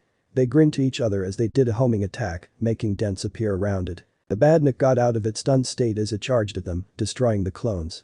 The badnik looks around in search for the original. I'm here. 3 Narutos suddenly appears around the badnik before they created small white and purple bubbles around themselves, and the badnik was instantly destroyed into multiple pieces. 2 Narutos disappeared as the original stood in place. I gotta think of a name for that technique. Naruto said as he looked at the result of the attack in awe. How about Chaos Smash? He grins. Yeah, perfect. He looks to the way where the TV screen was at and saw Naga's shocked expression. Chaos Spear. Naruto launched a Chaos Spear at the wall, destroying it and revealing Naga, who ran away, making Naruto chase after him. Get back here. Naga looks back at Naruto with a grin before he jumps and waves at him, falling down into a hole as the door closed, showing it to be Naga's metallic face, making Naruto stop. Oh come on now, what? Naruto yelled in annoyance. Now. Music. Death Egg Robot Sonic the Hedgehog 2. Naruto's eyes slowly widened in shock as a giant robotic mech suit that bears a heavy resemblance to Eggman Naga rose up from the floor and Naruto found himself tensing up, sweat beginning to run down his face as the mech began to move. Now you die, Naga exclaimed as the mech took a step, making Naruto step back. Oh shit. Naruto muttered. The Death Egg robot fired its arms at Naruto, who quickly dodged out of the way. Shadow Clone Jutsu. A whole army of Narutos appeared as they charged at the battle mech. You have been a real pain in my egg, Naruto Naga exclaimed as the mech moved its arms around, destroying some clones and slamming the real Naruto to the ground as rings were knocked out of him. You have destroyed my precious badniks, humiliated me in our fights, and worst of all, you have taken all of the Chaos Emeralds from me. They were never yours to begin, Naruto exclaimed as he launched multiple Chaos Spears at the robot, only for them to get deflected and get sent into random directions as they destroyed the rest of clones. With their power, I could have ruled the world already and build my Eggman empire, Naga exclaimed as Naruto charged at him. The robot fired its arm at him, but he dodged it and ran on it. But you and that little sidekick of yours have been in my way, but not this time. Naruto's eyes widened as he got thrown off the arm and got caught as it slammed him hard into a wall, making him gasp in pain as rings came out of him. Once the mech released him, he fell into the ground and began to cough just as the mech began to fly upwards. Naruto runs forward as the mech fell down to where he was at. But then his eyes widened as he saw a bomb was in front of him, making him jump away before the explosion blew him into the window, making cracks form as he fell on the floor again. Naruto coughed and looks up at the giant mech in front of him. Once I kill you, the Chaos Emeralds will be mine, and when they are, no one, not your sidekick, not even your whole ninja village, will stop me, Nega mocked. The Death Egg robot raised its foot up to stomp Naruto like a bug. But instead of getting scared, Naruto grins confidently as he stood up and the foot slammed down onto him. Yes, Nega cheered but quickly noticed something as he saw glowing colors underneath the foot. Wow. Do you want these emeralds? Naruto asked from underneath the foot as he held a hand up, stopping the foot. He looks up at Nega, his eyes now red. The bright yellow light erupted from Naruto as it pushed the Death Egg robot away, making it fall on its back. It stood back up and its eyes went comically wide. What in the world, Nega asked. Music. Supersonic Sonic the Hedgehog 2. Naruto is floating above him and he is covered in a golden aura. His spiky hair is now upwards and it was more golden yellow as the crimson stripes were gone. However, the front part of his hair has 3 tufts sticking out. Each in different colors and were floating upwards. On the left side it was crimson, the middle was blue, and the right was white. His outfit is also turned yellow, aside from his shoes. The sign marks on his palms were glowing yellow. Naruto grins as he smacked his fists together. Allow me to give them to you, Super Naruto style. He zooms through the battle mech in a yellow flash for a second before going through it multiple times again before he lands on the ground. The Death Egg robot exploded after that before Super Naruto noticed the whole Death Egg started to explode. Ending 1. The Shining Road. Instruments. Uh-oh. I'm outta here, Super Naruto exclaimed as he flew off just as the explosions erupted from behind him and he was out of the Death Egg. The world around us is so magical, but now it's been placed under a spell. Down at Emerald Hill's own, Tails and the animals looked up at the sky, seeing the large explosion. The young boy quickly went to the tornado and waved goodbye to the animals before he took off flying. My love, come with me and together we shall search to find a charm. We'll travel to the land of our dreams where forbidden dreams just may come true. Up in space, Super Naruto started to fly back into Earth's atmosphere before he sighed in relief as he was back to the clear blue sky he always enjoyed. He looks all over his body in awe. So this is the power of the Chaos Emeralds. It was an incredible feeling. Is this what Sonic, Shadow and Silver felt when they used their power? Super Naruto soon frowned as he realized just how extremely these emeralds were if they allowed him to transform like this and the fact that guys like Eggman Nega are after them. Well, he won't let that happen. When we're alone tomorrow, we will sneak away and secretly meet up on top of a hill where there are birds everywhere and we can be all alone. Super Naruto blinked as he looked back and saw Tails flying the tornado with some birds following him. Super Naruto grins as he spins around the tornado while Tails looked in awe at that. The two continued to fly before they saw a nearby island and decided to head there for a well-deserved break. I know someday I'll hold your hand. While we sit alone in the morning mist and the seal in our way of our shining road will be broken. Back on the ship, Blaze looks up as she, along with many of the people on the ship, saw the explosion in space, making her wonder what was that. And what was this feeling she just felt in her heart? The princess puts her hand to her chest and continued to stare at the sky. This feeling in her heart, there was just one thing that would make her heart feel like this. It was Naruto. It had to be. She just knew Naruto had something to do with what happened just now till the end of time. Blaze had a soft smile on her face as she shook her head. No way. Her excitement of seeing her best friend again is making her imagine things. She looks out into the clear blue ocean. What are you doing now? You big dummy. She giggled. Elsewhere, insert song. My Sweet Passion Sonic Adventure. Inside a nice little house, it was dark except for a few lighted candles and a young girl is seen looking at her tarot cards. She gasps before she squeals in excitement. Yes, yes, yes, I'm finally going to meet the hero of my dreams at Never Lake, she shouted happily before she ran outside her house. The girl looked between 11-12 years of age. Her eye color is green. She has pink spiky hair in the shape of spines and some tufts of it sticking out in the front. She wore an orange ruffled pleated skirt, a white shirt with puffed green sleeves, white and blue running shoes with orange shoelaces, white wrist-length gloves and a red hairband. She had a bright happy smile on her face as she runs to her red buggy vehicle. She starts the engine and drove off. Here I come, Naruto Uzumaki. Naruto suddenly felt a chill run up his spine for some reason, making him become stiff. What's the matter, Naruto? Tails asked, noticing his best friend's stiff form. I just had a creepy chill down my spine. Naruto replied in a stiff tone while Tails tilted his head to the side in confusion. Why do I get the feeling that something is going to happen soon? Oh, you have no idea, Naruto. Chapter 8. Naruto CD. Naruto vs Metal Naruto. Insert song. Toot Toot Sonic Warrior Sonic CD. Naruto is running across the green fields. He runs to a circular tree as he ran around it for a few moments before he continued on ahead as he jumped from tree to tree. He runs across the river, making it splash in the air as a rainbow is seen. He does a spin dash as he went through a large log and got out of it. It's been 2 days since I fought Nega on his Death Egg and crashed it down somewhere. 2 days since I've been separated from everyone back home. Naruto thought to himself as he jumped on a bunch of pointy rocks.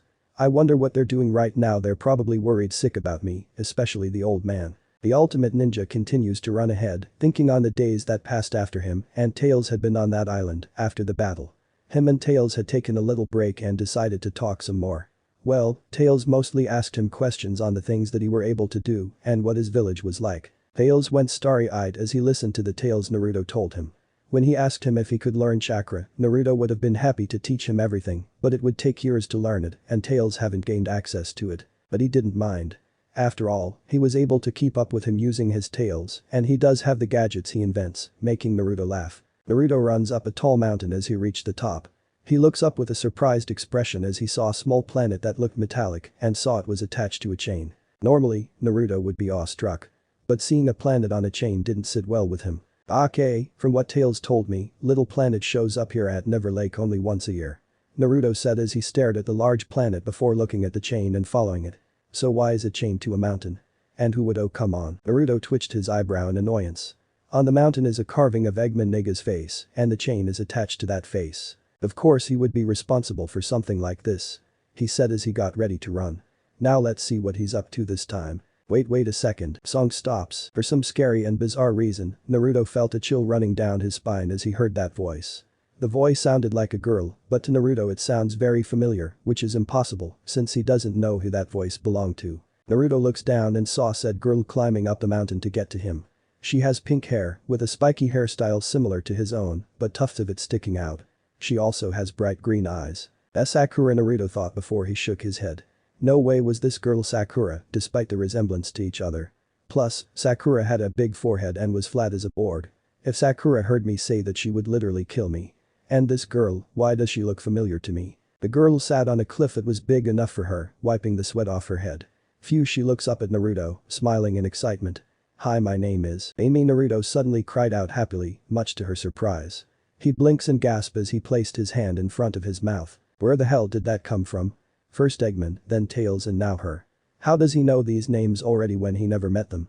Could they be? I mean, that's your name right? Naruto asked trying to play cool. Amy still looked surprised that her hero knew her name, but she ended up smiling happily.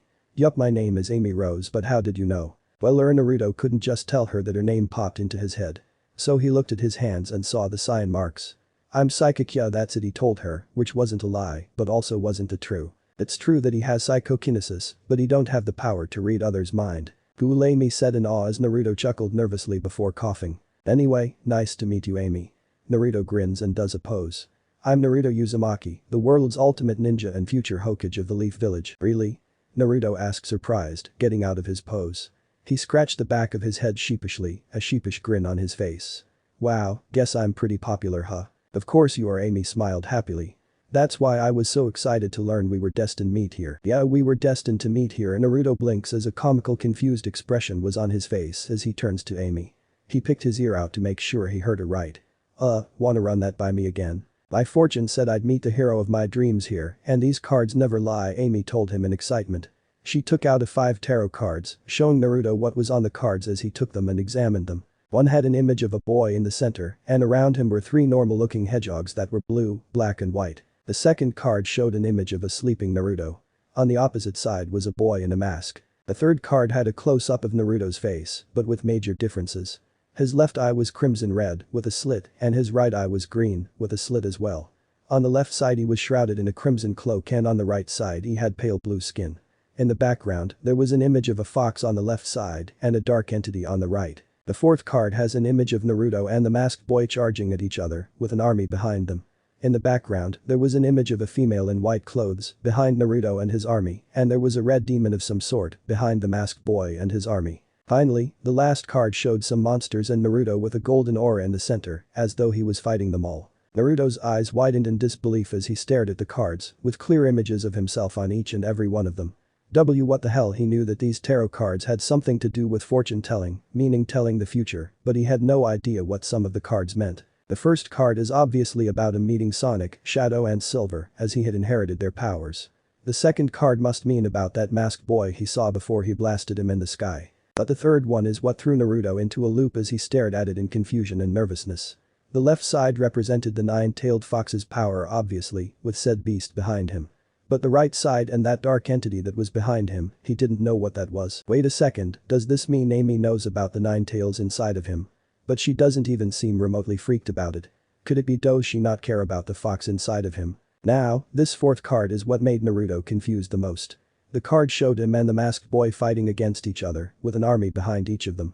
The woman in white looked like a goddess, and she seems to be fighting on his side, while the demon is on the masked boy's side. And the last card, which showed some monsters and him as Super Naruto. One of the monsters looked like a beast with 10 tails and a woman hovering above it. The second monster looked like a robot dragon, which for some reason, gave him an odd sense of deja vu. The third monster looked like a purple alien with a big black mouth. The fourth monster was completely covered in purple mist with what looked like gears on its back. The fifth monster looked like that dark entity from the last card. Just what does it all know? Right now, he can put a pin on that subject at a later date. He has to hurry and focus on stopping Nega. Naruto gave the cards back to Amy. And those cards specifically say Never Lake, this mountain, today. Well, some of these cards right here depict something that'll happen in the future, but other than that, yup, Amy said happily. She shyly hides behind her cards, looking at Naruto with a half-lidded gaze. As long as you know how to interpret them. I see.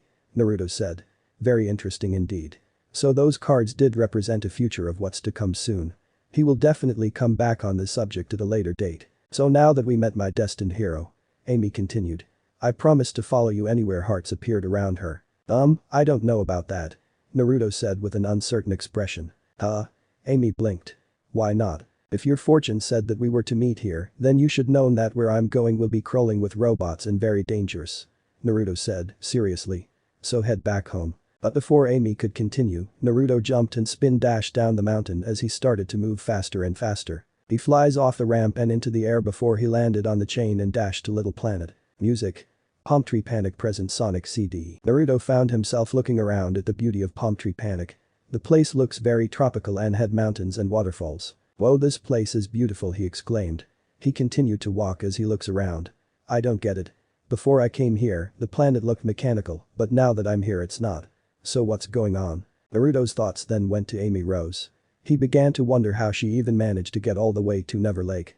Plus, she seems like a real nice girl who likes to do fortunes and stuff like that. But having her come along would have been dangerous.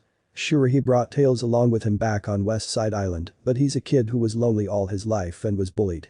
Plus he's good with machines and learned how to do the spin dash the moment he saw him do it. In other words, Tails is able to handle himself pretty well. But now that I'm thinking about Naruto stops walking and looks down. I just met her and she apparently has good fortune telling. I wonder if Amy must be lonely too. Maybe he should try and be friends with her after this whole thing is over. Though he did find the whole hero of my dreams thing somewhat weird. Hearing buzzing noises made Naruto stop as he looks up and saw multiple mosquito-like badniks, Moskwi.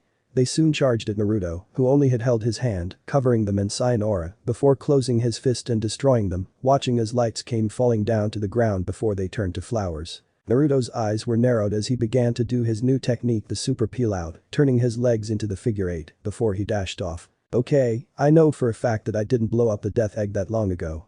Naruto does a spin attack on the Pada badniks before taking off again and going through the loop. So how did Nega build so much stuff up here? He did a spin dash on the Anton badniks before moving on. It's like he's been here for years, just what's going on? Naruto continued to ask. He soon went past a sign that read past before he looks up in confusion. Hey, did someone just say past? Naruto soon screams as he found himself going through a green tunnel. Once he got out, he immediately stops to a grinding halt as he looks around in comical shock. What the hell is this? Music. Palm Tree Panic past Sonic CD. Palm Tree Panic now looked like a prehistoric coast with short purple mountains and a turquoise sky. Okay, don't panic Naruto. You're still in the same place, it just looks different. Matter of fact, it almost looks like as if the place is starting to form. Naruto looks around some more before he noticed something. It was a large machine about the size of Dr. Eggman Nega in his Eggmobile. It is mostly black with both ends of its shell parts being silver. These shells also appear to have yellow, black and red stripes and are divided by 3 columns of electricity. And here's the thing. Badniks are coming out of the machine. Nope, Naruto exclaimed as he destroyed the machine and it made seeds fall to the ground and grow into flowers. He looks at the destroyed with a raised brow before he moved forward. Seriously, what's going on with this strange planet? And why does this zone look different? Naruto placed a hand under his chin. I mean all I did was run past the sign that had passed on it. His eyes widened comically as he looked around frantically. Hold up, did that sign take me to the past of this zone? But that could only mean holy crap, you can time travel on this planet. How freaking cool is that? Wait, if he time traveled to the past on Little Planet, doesn't that mean on the outside world he's in the past as well, or does it only apply here? Naruto blinked as he finally figured it out. So that's it, Nega must have discovered that Little Planet had those time warp things, and he used them to time travel into the past and build that machine, that Badnik factory. He had confused expression on his face. Or he already has. Or would have. Or no, wait. Smoke began to rise out of Naruto's head as he felt his brain getting fried. Oh man, my brain's on fire, he exclaimed. So that's why there were Badniks there in the future. He looks up thoughtfully. Or is it present for me? Or he stops talking with a comical blank look on his face. He turns to the readers with a half-lidded expression. You know what, guys? I think I got it. Time travel to the past and make sure the future hasn't gone to hell because of Nega. Now that that's settled, I'm off. Naruto runs off as he destroyed the few Badniks that were there. He stops again as he saw what looks like a hologram of himself, stomping an animal. What the hell? Naruto deadpanned as he stared at the hologram before he realized something. Now that I'm thinking about, I haven't seen any local animals in the present. Which means, Nega probably used this projector to make the animals here scared of him in the future. Now that's not right. Naruto destroyed the projector before he saw the future time warp plate. Time to head back. He does the super peel out and went past the plate as he vanished. Music. Palm Tree Panic present Sonic CD. Hey, I'm back, Naruto exclaimed before he saw no Badniks in sight. Alright, now to find Nega. Come on, where are they? And speak of the devil. Naruto grins as he runs to the voice. There below him, he saw Nega in a giant walker with bumpers placed on its arms. His machine's feet are protected with spikes. It would seem like he's looking for something. Yo, egghead, Naruto called out, getting Nega's attention as he turns around in shock. You again think you can stop my plans this time, you arrogant brat? Naruto jumps down as he began to walk up to him. You'll think again, Nega continued as he grins confidently. The power of the fabled time stones will be mine, and once I rewrite history, all the minor setbacks you dealt me won't just be history, they won't be at all. Huh. So that's why you're here. Naruto said, much to Nega's confusion before he realized it. You were completely here by accident. Yup. And I just spilled my entire plan to you. Again, yup. Music. Boss Sonic CD. Well, Fui, Nega deadpan before he grins. Well, once I have the time stones, that won't matter either. Naruto moves to the side as he dodged the stomping of Nega's machine, along with the spikes.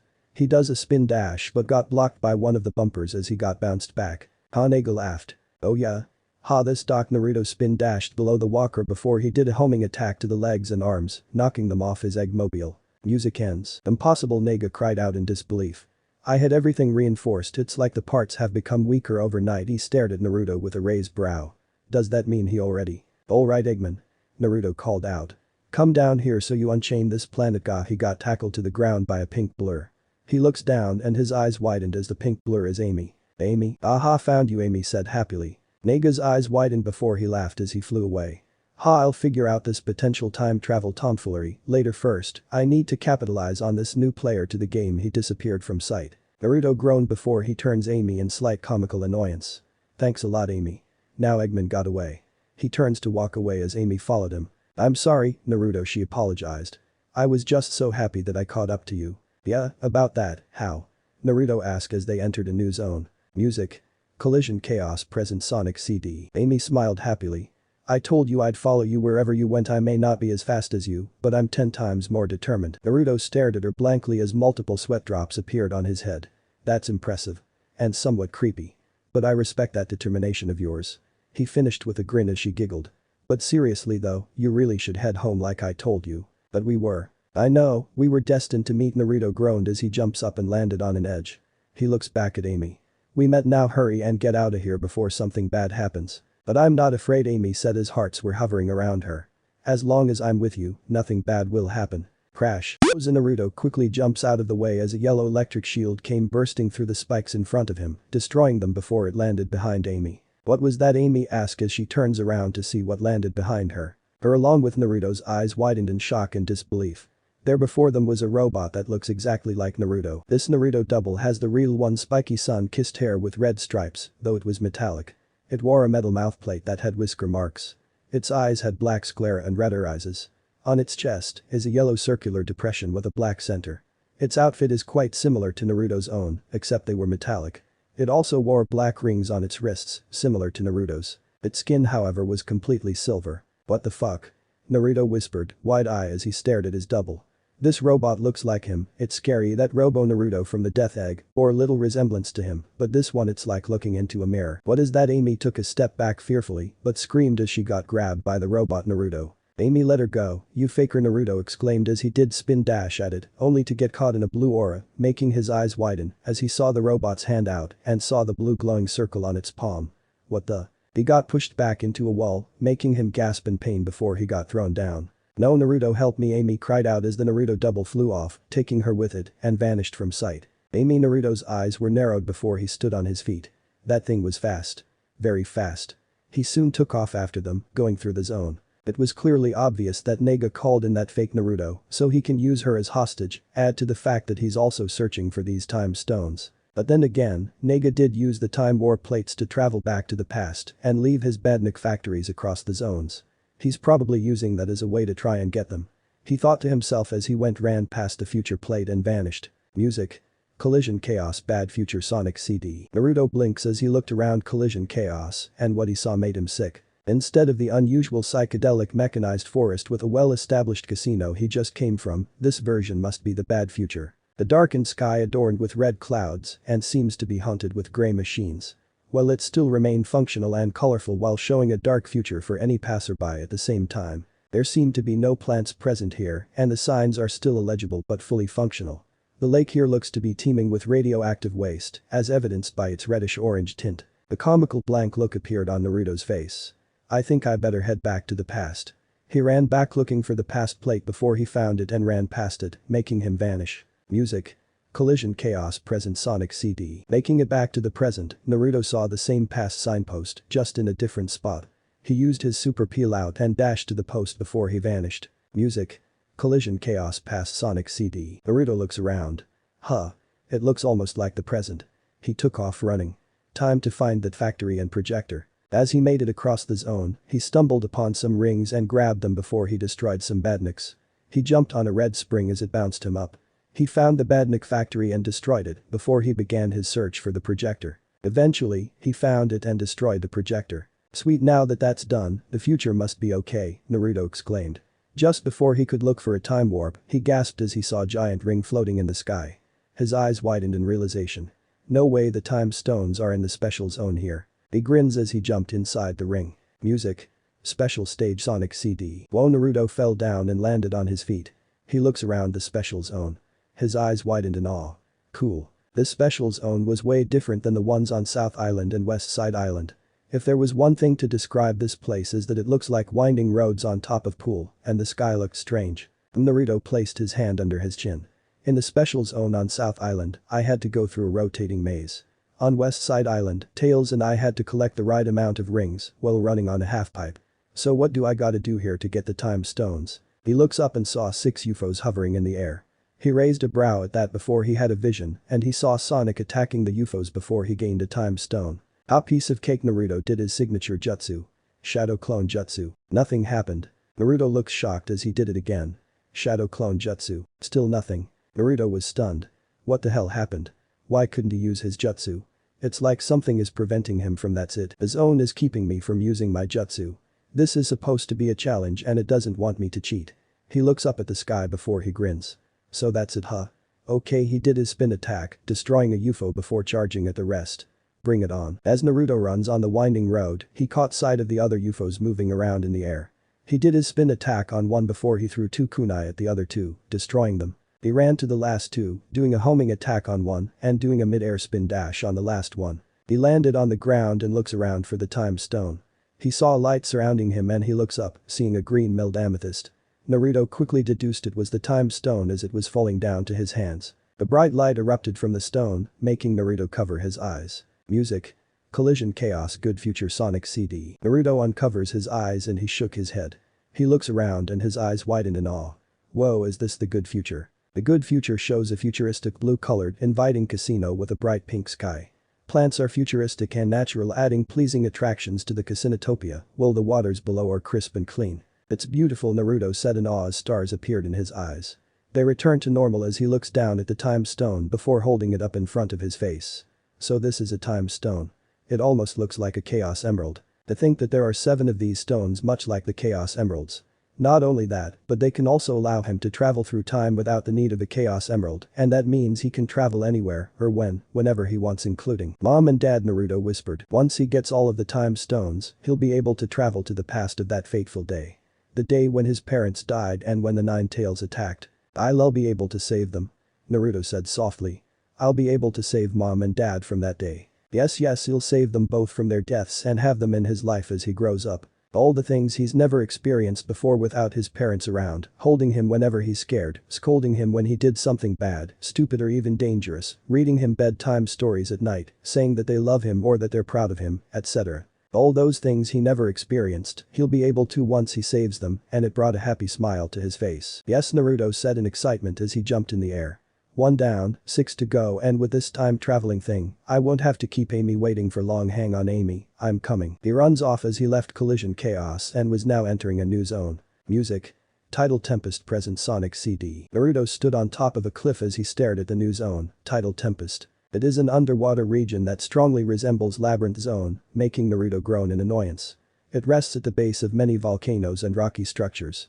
Pipes carry water from one area to another, with stone pillars adorning certain parts of the zone. God damn it, another labyrinth. Naruto cursed in comical annoyance. Alright, let's go. He spin dashed down the cliff before he landed in the water and into a pipe as it took him down further. Oh, man. Naruto began to run, catching some air bubbles and rings before he jumped up a platform. He looks up at another platform and saw a past plate. He jumps up at that platform and runs past, hearing that voice again. But since he was slow underwater, he had to get out of there. So he continued forward before he found a yellow spring. The spring bounced him up until he was out of the water and landed on the platform. He soon does the super peel out, and as he reached the high speed, he vanished. Music. Tidal Tempest past Sonic CD. Naruto skids to halt as he looked around at the Tidal Tempest's past. It is an underground cavern that has been untouched by mankind or machinery. Strangely, it features pipes similar to those in the present. Stone pillars take a different shape here, and the water level is fairly low, giving the caverns a darkened tint if stepped into. Kind of looks like a jungle or something. Naruto said before he looks below and he saw the Badnik factory. He smiles happily. Sweet, already found the factory. He spin dashed towards it and destroyed it. He continues on ahead to find the projector and at least a giant ring. After destroying a few Badniks here and there, he destroyed the projector and moved on ahead. He looks ahead and saw a giant ring. He jumps up and enters it. Music. Special stage Sonic CD. Naruto falls down before he took off running. He looks up and saw a UFO coming at him, making him jump up and destroy it. He continues forward as he kept turning left and right on the winding roads. He looks up, seeing 3 UFOs in different places, so he destroyed the one closest to him. He looks at the other 2 before he took 2 shuriken and threw them at the UFOs, managing to get both. He turns to the last 2, seeing how they're far from each other on the road. He runs to one and destroyed it before turning to the last one, a grin on his face. He charges at it before he did his homing attack, completing the challenge. Naruto looks up and saw a time stone falling to him, and this one is orange colored.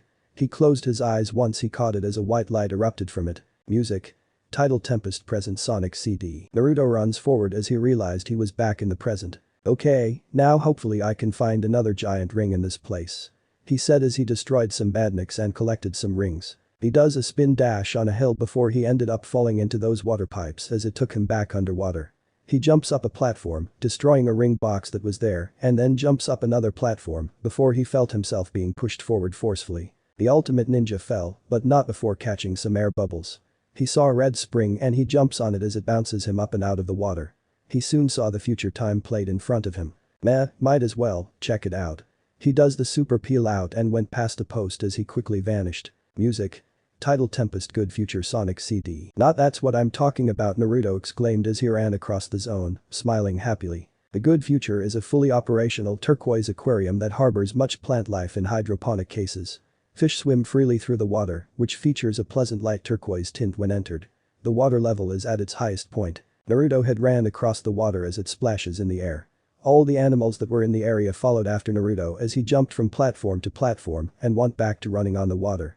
He bounced on a red spring and continued on before he saw a giant ring appear in front of him, making him jump inside it. Music. Special stage Sonic CD. At the rate this is going, I might be able to get the time stones in no time, Naruto exclaimed as he destroyed a UFO. He turns to the right and looks up, seeing a UFO going back and forth between a large gap of the pool. With the right moment, he spin attacks it, going over the gap before charging at the others. He does a homing attack on 4 UFOs. Alright, 4-hit combo and I managed to get all 6. Naruto jumps up and grabbed a yellow time stone. 3 down, 4 to go, he closed his eyes as he felt the bright light. Music. Quartz Quadrant present Sonic CD. Naruto opens his eyes and looks around, seeing he was in a new place. He looks at the sign next to it. Quartz Quadrant. Quartz Quadrant is an aqua-colored mine bustling with machinery and is in the process of extracting crystals, most likely quartz, on conveyor belts and platforms for an unknown purpose. Some of the quartz is being transported while some are left lying around. The outdoor area features a swamp where the quartz are being shipped off to whatever distant land they are designated to. Let's do it to it, Naruto exclaimed as he did his super peel out and took off running across this underground zone. He immediately saw the badniks and they were ready to take him out. He grins as he did a homing attack on the airborne badniks before doing a spin dash on those that couldn't fly. He grabbed a few rings that were scattered around before he stopped for a moment to examine the quartz. Naruto picked it up and examined it. Maybe I should grab some. I know Tails would absolutely love to have one of these and make something with it. Now as for me. Well, he picks them up using his Spanish pesetas and put them inside his backpack. He turns to the readers and winks. That's a surprise. He runs outside the cavern before he saw the future time warp. Might as well check it out. He runs past it and he vanished. Music. Quartz Quadrant bad future Sonic CD. Dude, Naruto deadpanned. Who could blame him? Quartz Quadrant's future is just terrible.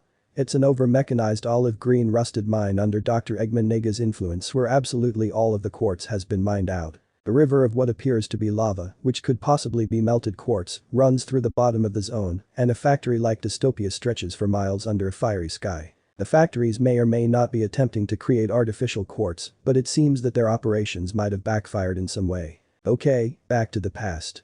Naruto runs back as he found the past time warp plate and runs past it before he vanished. Music.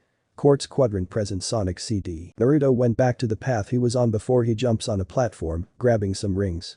He dodged out of the way of a charging badnik before he destroyed it.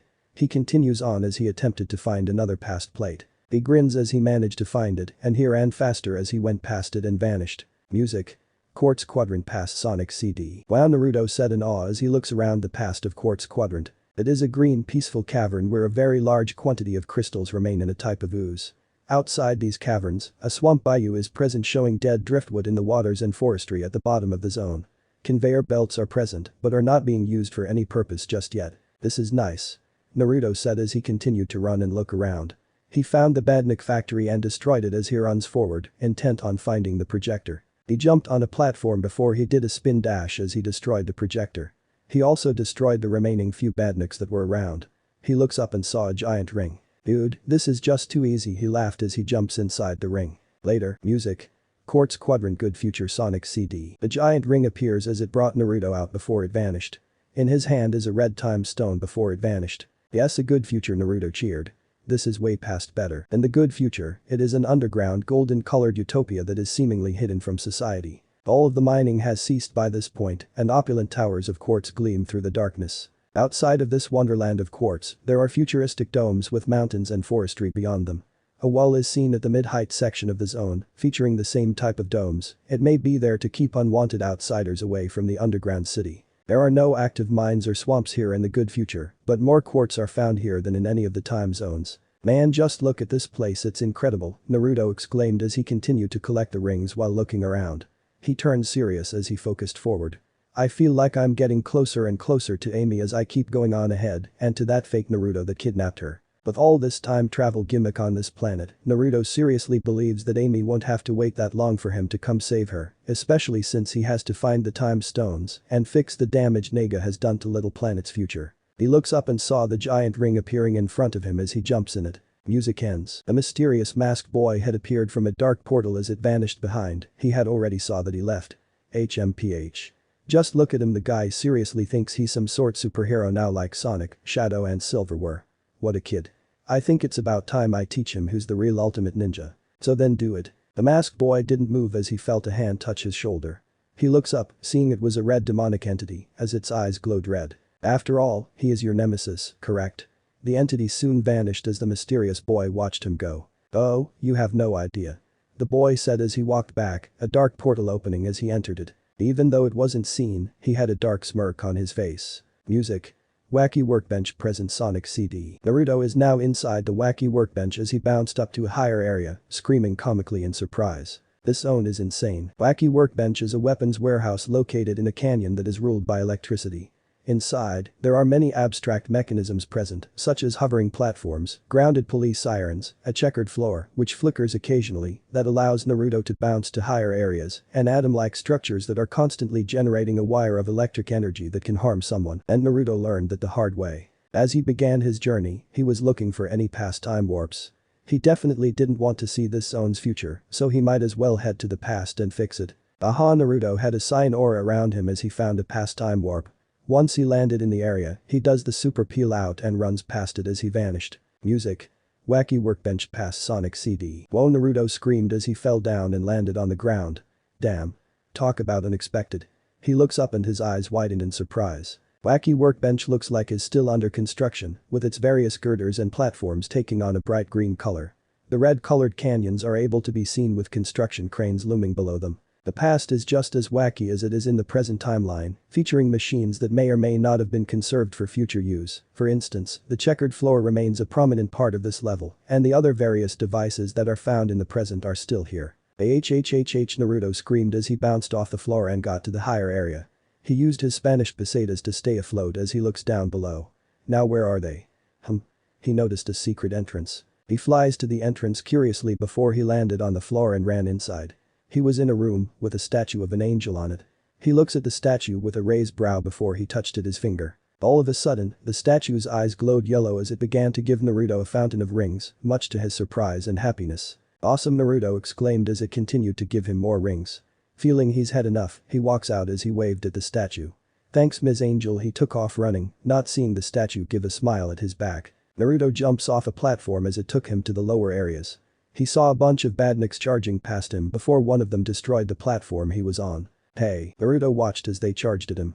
He grins as he jumped one of the badniks back, hitching a ride, as he waved at the one behind it. He then ripped the buzzsaw off that was on the badnik's face as he threw it at the others, destroying them. He then used his Spanish pesetas to grab the two that were close to him and smash them together. He smirks as he saw the flowers grow from the seeds that were inside. He looks up and saw the badnik factory there on the higher level, making him jump as he saw it below him. He does a mid-air spin dash and went for it, destroying it before taking off again. He stepped on the checkered floor just as it flickered on and it bounced him higher. Oh come no wait, Naruto's eyes widened as he saw the projector. He took out a kunai and threw it at the projector, landing it directed as it got destroyed. Booyah, he fell back down before he used his hand to grab onto a platform. He got up and jumped off, going over the checkered floor. He looks up as he saw the giant ring up ahead. Just 2 more to go. He jumps inside it. A few minutes later, he came back. Ah, this is great, Naruto exclaimed as the time stone circled around him. He all 6, which were yellow, orange, red, green, purple and cyan. The time stone soon vanished inside Naruto's body. Just one more time stone. Now let's check out the good future of Wacky Workbench. Naruto does the super peel out and runs with extreme speed. He went past a few badniks, causing them spin comically before they got destroyed. He went past the future sign and vanished. Music. Wacky Workbench good future Sonic CD. Naruto continues to run at high speed as he looks around. Another good future, this is definitely an S rank. Wacky Workbench now became an advanced pink-purple workbench with many of its hazardous functions and weapons replaced by what appears to be advanced, safer and more efficient technology.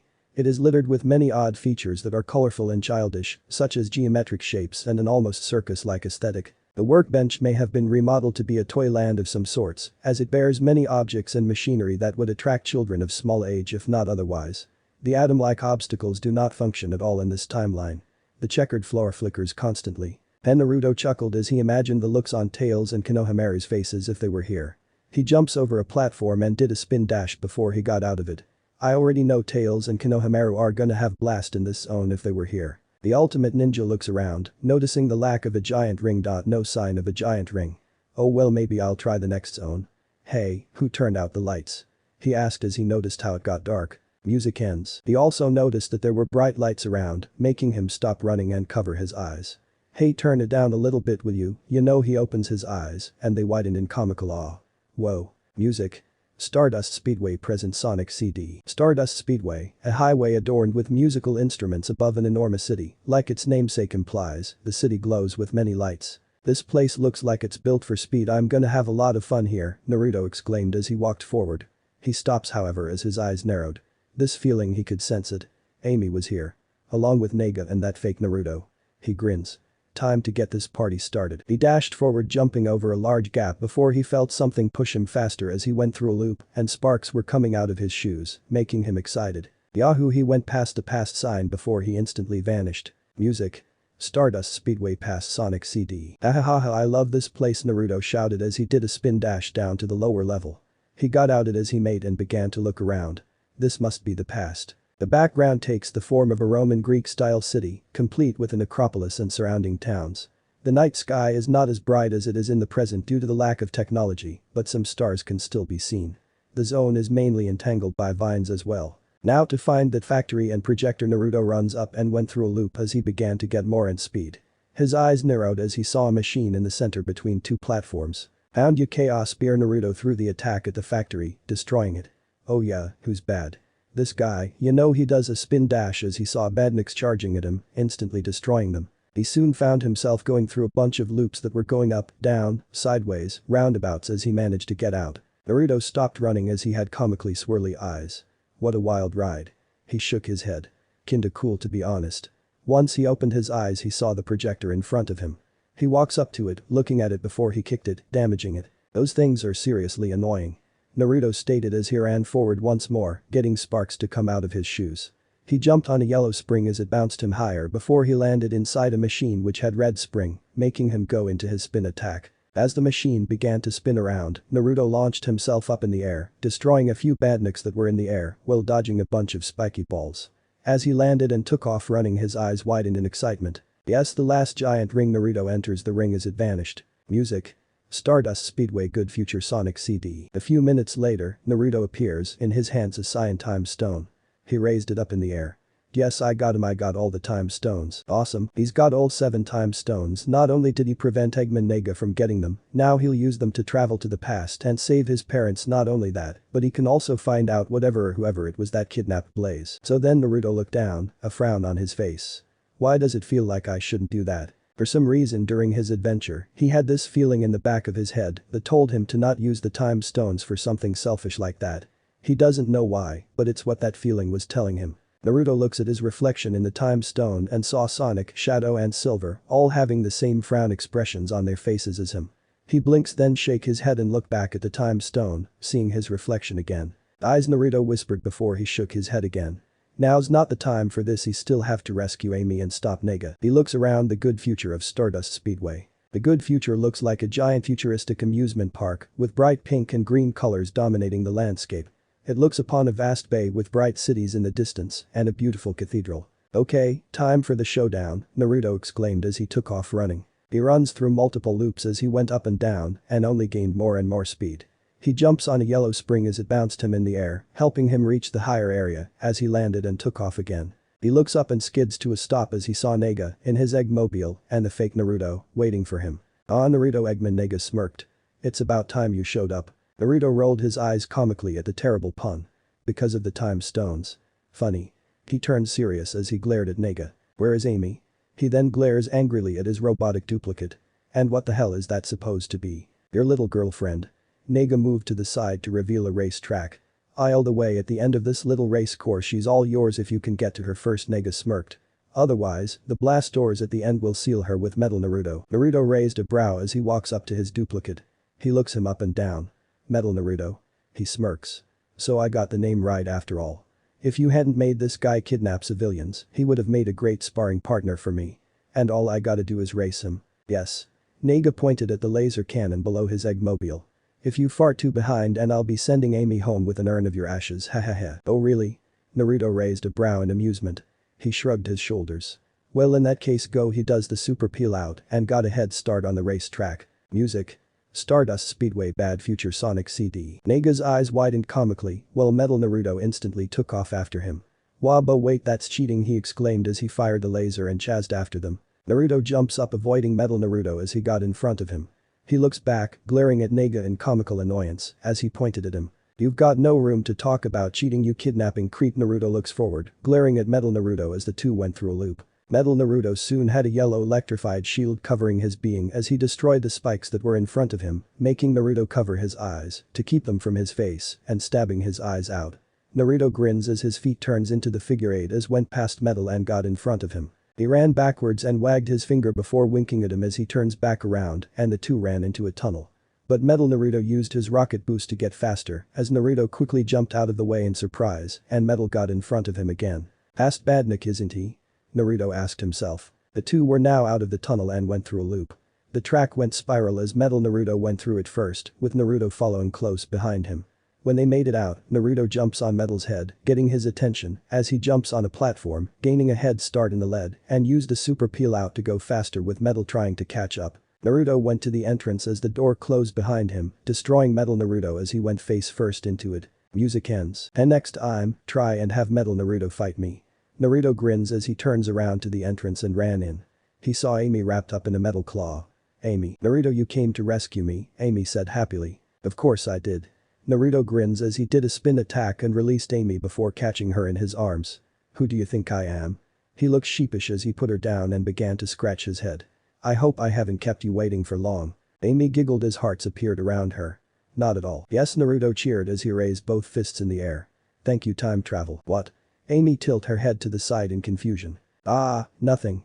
Naruto said. This doesn't mean nothing, Brat Naga exclaimed, making Naruto and Amy look up at him. Time will be on my side once my UFOs get back and then you'll be history. He flew off in the distance. UFOs? Hold up, those UFOs in the special zone were his? Naruto asked in complete surprise before he blinks. Wait, why am I even surprised? Huh? What do you mean? Amy asked. There are things here called time stones that let you travel through time. Naruto answered. I ran into some signposts, the time warp plates, that run on their power. Eggman has been using said time warp plates to invade the past and cause a bad future. Here he smirks. But, you, Amy edged him, a smile beginning to form. Eggman doesn't even know that I'm always a step ahead of him. Naruto grinned as the time stones appeared around, drawing ooze from Amy. Since I got all of the time stones, I can now time travel and automatically fix whatever he did to the past. So Amy asked in excitement. You said you'd follow me anywhere. Naruto grins and winks at her. Does that include anyone, too? Of course, Amy squeaked as Naruto picked her up and took off running. Then hang on tight, Amy, we bought to kick some egghead's butt. Yay, Amy cheered. They exited the Stardust Speedway and entered a whole new zone. Music. Metallic Madness, Good Future Sonic CD. Why, Amy screamed as she held onto Naruto tightly, making a blush appear on his face as he felt her growing chest rubbing his. Stay cool. Stay cool.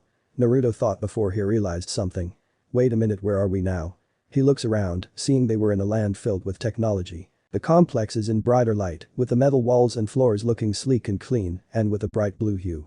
Mechanical plants and fountains adorn specific areas. Miles of forestry have sprung up all around it, as if nature is successfully reclaiming this particular area from its earlier metallic rule, and mechanized palace-like structures sit in the far distance. The place looks almost like a sprightly futuristic shopping mall where animals dance freely and victoriously amidst the corridors. Despite the lighter feel, though, many dangerous traps are still present. Wait, what? Traps? Naruto quickly jumps in the air as he dodged a roll of spikes from the floor. His feet touched the ceiling as Amy continued to hold on to him. He jumps down and landed on the floor as he continued. It looks like we were in the good future of whatever this zone is. Naruto told Amy. I guess the time stones can automatically fix whatever damages has been done to the past. Haha, way past cool is that. Very past cool, Amy replied. Naruto jumps on a wall and began to use his chakra to run up it. He had to jump out of the way, however, as a hole opened up and water came bursting out. He jumps to the other wall before he jumps off that one, doing a flip in the air as he landed and continued ahead. Naruto look, Amy pointed to where she was looking, making him look at the direction. His eyes narrowed as he saw it was Naga. Naga, Naruto shouted, getting his attention. What, you two again? Naga asked in anger as he looked around. Where on earth are those blasted UFOs with my time stones? They should have been here by now. Maybe cause I, Naruto smirked. Destroyed them and got all of the time stones. Naga mechanically turned to look at Naruto, a blank look on his face. His face soon turned into an angry snarl as steam came out of his ears. Little brat, give me those stones. Nah, forget that, man, you're the bad guy, Naruto exclaimed as he jumped up and kicked Naga away, making his eggmobile roll into a room as he screamed. Naruto stopped running and put Amy down. Sorry, Amy, but this is the part where you get out of here. He put his finger into a cross. Shadow clone jutsu. Poof. Amy screamed as another Naruto appeared behind her and picked her up. She stared at that Naruto before looking back at the real one, a question mark appearing on her head. "Get her out of here," Naruto ordered his clone as he nodded and turned to leave while he went inside. "Wait, Naruto," Amy screamed. As Naruto enters the room he kicked Eggman into. The door behind him closed as the room darkened. But he saw something glowing yellow in the air as it moved around before stopping above him. "What's that?" His eyes widened as he saw it was a badnik and it fired yellow laser at him, making him run back. He glares comically at it. Hey. 3 more of those same badniks appeared and they each began to fire lasers at him, making Naruto run around dodging them before he did a backflip as one fired in front of him. He jumps in the air, getting above them and does a spin attack, destroying all 4. The lights turned on and the doors opened up. "What a stupid trap," Naruto commented as he ran forth to confront Eggman Nega. When he enters the final arena, Nega appeared inside a machine, a mechanism which contains 4 rotating multi-purpose blades. Music.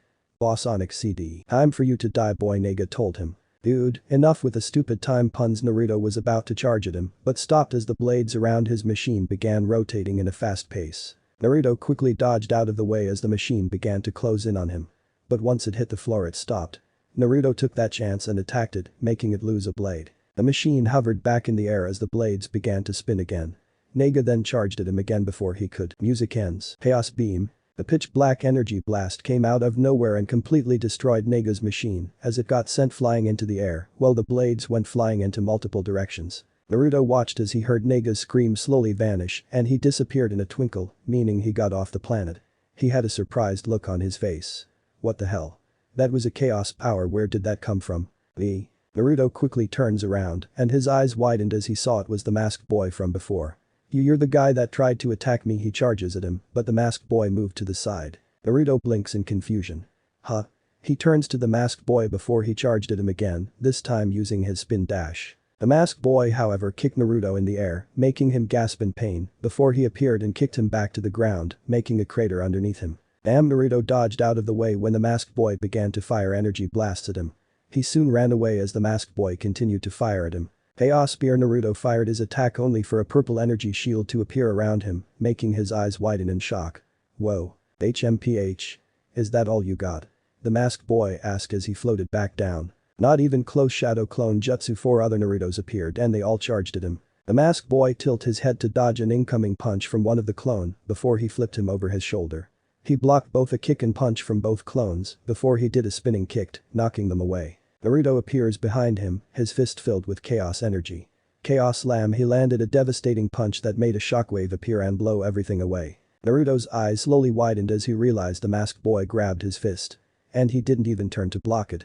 The masked boy brought his fist to his face as he disappeared in a cloud of smoke, signaling it was a clone. Chaos Smash. 3 Narutos appeared around the masked boy in a circle and they had purple energy covering their fists. The masked boy quickly jumped out of the way of the attack before he saw a fist coming from his left. The punch made contact with his face as the masked boy got sent flying to the ground. "Ah, that was for the kick," Naruto smirked. "Now, who are you?" He walks up to the boy and touched his mask. "Ha ha ha ha ha." The masked boy suddenly laughed, making Naruto jump back and get into a stance. He stood up and wiped the dust of his suit. He turns to Naruto. "Not bad, kid. Not bad at all. However." Naruto gasped in pain as he felt a fist hitting his stomach and he got sent back. He fell on a knee and coughed out blood. He glares up at the masked boy as he walked towards him. "I just happen to be a little stronger than you," the masked boy said. He bent down to get to Naruto's eye level. "I should just beat you down right here, but not yet. I'm gonna wait till the right timing, then our real fight begins." Who are you?" Naruto asked. "All in due time, Naruto," the masked boy said as he slapped Naruto's cheek. "All in due time." He stood up and turns to walk away as a dark portal appeared. "I do hope that the next time we meet you've gotten stronger, Mr. Ultimate Ninja." Naruto grit his teeth at the mocking tone as he charged at him, but he already left. He looks around, eyes widened. He then clenched his fist. "That guy is strong. Way strong. He was even able to keep up with him. Who is that? How does he know my name?" Naruto's eyes widened comically as he felt a certain pink-haired girl grab his arm. He turns to look at her in shock. "Amy? Why are you still here?" "Your clone disappeared after it got attacked by a buzzsaw," Amy replied, earning a sweat drop from Naruto. "I had to come back to make sure you're okay and you are." Special ending. Cosmic Eternity. Believe in yourself. Instruments. Naruto and Amy's eyes widened as they felt the building starting to shake and explosions were heard. "Hang on Amy, we're out of here." Naruto picked Amy up bridal style and runs out of the zone. As he did, he had to jump away multiple times as the floors began to crumble and he had to dodge falling dupers. Amy, meanwhile, covered her eyes. Naruto soon jumps all the way up and got off Little Planet. Once he landed on the ground, Naruto puts Amy down and took off running just as she uncovered her eyes and saw the cloud of dust. Bot teleportation ya was abadu bap bap. Bot teleportation ya was shibidu booya. The giant chain that connected Little Planet to the mountain began to explode as the mountain got destroyed. Naruto arrived just in time to see the destruction of the mountain before he turns to Little Planet, seeing the planet's mechanized look change and turn into a peaceful looking place. In the end, who's on your side? Who can you trust in the middle of the night? Where will you be if you can't find you? There's no place to go, nothing to do. If you gotta do something, gotta do something. Believe in yourself hey. Naruto stares at it before he gasped when he saw the time stones left his person, making him reach out to them. However, he stopped himself and shook his head. With a small smile on his face, he watched as they went back to Little Planet and he saw stars raining down on him, making him gape in awe. Little Planet began to shake before yellow stars appeared and it took the form of Naruto's face in front of Little Planet, making an excited Naruto stare at it dumbfounded. Extraordinary things can happen if you believe in yourself. You've got to have some faith in yourself. If you want respect from your friends, don't rearrange, no need to change. Stay like you are, keep it all the same. But as you move along in your life, keep an open mind and don't forget that if you gotta do something, gotta do something. Believe in yourself hey. The face gave a grin before it vanished and Little Planet started to fly up in the sky. The planet vanished, leaving behind sparkling rainbow-like trail in its wake. Naruto still had that dumbfounded expression before it turned into awestruck once more and an excited smile appeared on his face. He looks down and saw the ground begin to gain green grass and flowers that look similar to the ones seen from Little Planet. He grins happily at that before he felt Amy hug him, making him smile at her as he hugged her back and spun around happily, earning a cheer from her. Extraordinary things can happen if you believe in yourself. You've got to have some faith in yourself if you want respect from your friends. When you feel tight, look at yourself. Inside your heart you will find a special place to unwind. When you feel right, look at yourself. Inside your mind you will see cosmic eternity. Dr. Eggman Nega is flying across the sea inside his damaged Eggmobile, looking comically defeated. He punched in a few buttons and a screen popped up, revealing the Death Egg has crash landed on a mysterious island. His eyes widened as he detected an extremely powerful energy source on said island, making him grin. He looks ahead and he could see both the Death Egg and the island in the distance, making him laugh out loud. When you feel tight, look at yourself. Inside your heart you will find a special place to unwind. When you feel right, look at yourself. Inside your mind you will see cosmic eternity. Time has passed since them. Naruto is on the beach relaxing when he saw a mysterious ring wash up on shore. He picks it and examined it, making his eyes widen before he ran to go find Tails with a mysterious ring. The two met up with Tails telling Naruto something as he pointed out at sea, making Naruto nod as he showed him the ring. The two nodded and ran off to the tornado while grabbing the Chaos Emeralds and were flying in the sky. Naruto crossed his arms, grinned as he and Tails began to get ready for a brand adventure. Meanwhile, with Blaze sighed happily to herself. The reason? Because she finally made it to the Land of Fire, one of the 5 great shinobi nations. It took her days to travel from home to across the sea, plus they had to stop to certain places to stock up on supplies and drop some people off, but at least she finally made it. Once they were close enough, the ship got parked near the docks and everyone got out, including the crew, as they had to get more supplies. Blaze looked at the forest ahead of her. Yes, she was finally here in the Land of Fire. She was almost close to the Hidden Leaf Village. Close to Naruto. Well, little missy. Here we are in the Land of Fire. The captain spoke from behind her, making her turn to him. But let me tell ya, it'll take a weeks for you to head to the Hidden Leaf Village. You sure you'll be alright? Do not worry, Captain. I will be fine. Blaze smiled as she bowed to him, much to his surprise. I would like to thank you for helping me come this far. Aw, don't worry about it, kid. The captain laughed. Traveling and helping people is what I do. You have a safe trip now, you hear? Yes. Thank you again, Captain. I hope we meet again in the future. Blaze turns around, putting her cloak on and instantly ran at high speed into the forest. Honestly speaking, she was gonna miss everyone she traveled with. They all had such a fun time together, even though they barely knew each other. But right now she has a mission. And that mission is to find her best mysterious island. The boy, 14 years of age, is seen walking across the jungle. He has red dreadlocks, spiky hair and purple eyes. All he wore was simple green pants and red, green, and yellow shoes with Lego plates on top of them. He was shirtless, revealing his toned body despite being in his teens, and had a white crescent moon-shaped birthmark on his chest. The most bizarre thing about the boy is that he has two spikes on his fists, which were wrapped in white sports tape. It's been days since that giant dragon egg came on the island and the Master Emerald altar has been destroyed. I still haven't found a clue on the Chaos Emerald's whereabouts.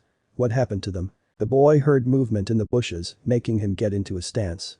Come out, now I know you're there. Out of the bushes came a man with the body of an egg. Who are you? The boy demanded. What are you doing on my island? My name is Dr. Eggman Nega. The man introduced himself. I came here conducting research on the death egg that crash landed here and to warn you about two people who will be coming to steal the Master Emerald from you. What? The boy asked with a shocked look before he growled in anger. Who are they? Nega grinned. Their names are Naruto Uzumaki and Miles Tails Prowers. Naruto and Tails both sneezed at the same time as they rubbed their noses. They looked at each other in confusion before shrugging their shoulders. Let me know in the comments below if you guys want the next part. Also check out my other video that has been shown and left. Thank you for watching. If you enjoyed this video please like and share this video. And have a fantastic day. Bye.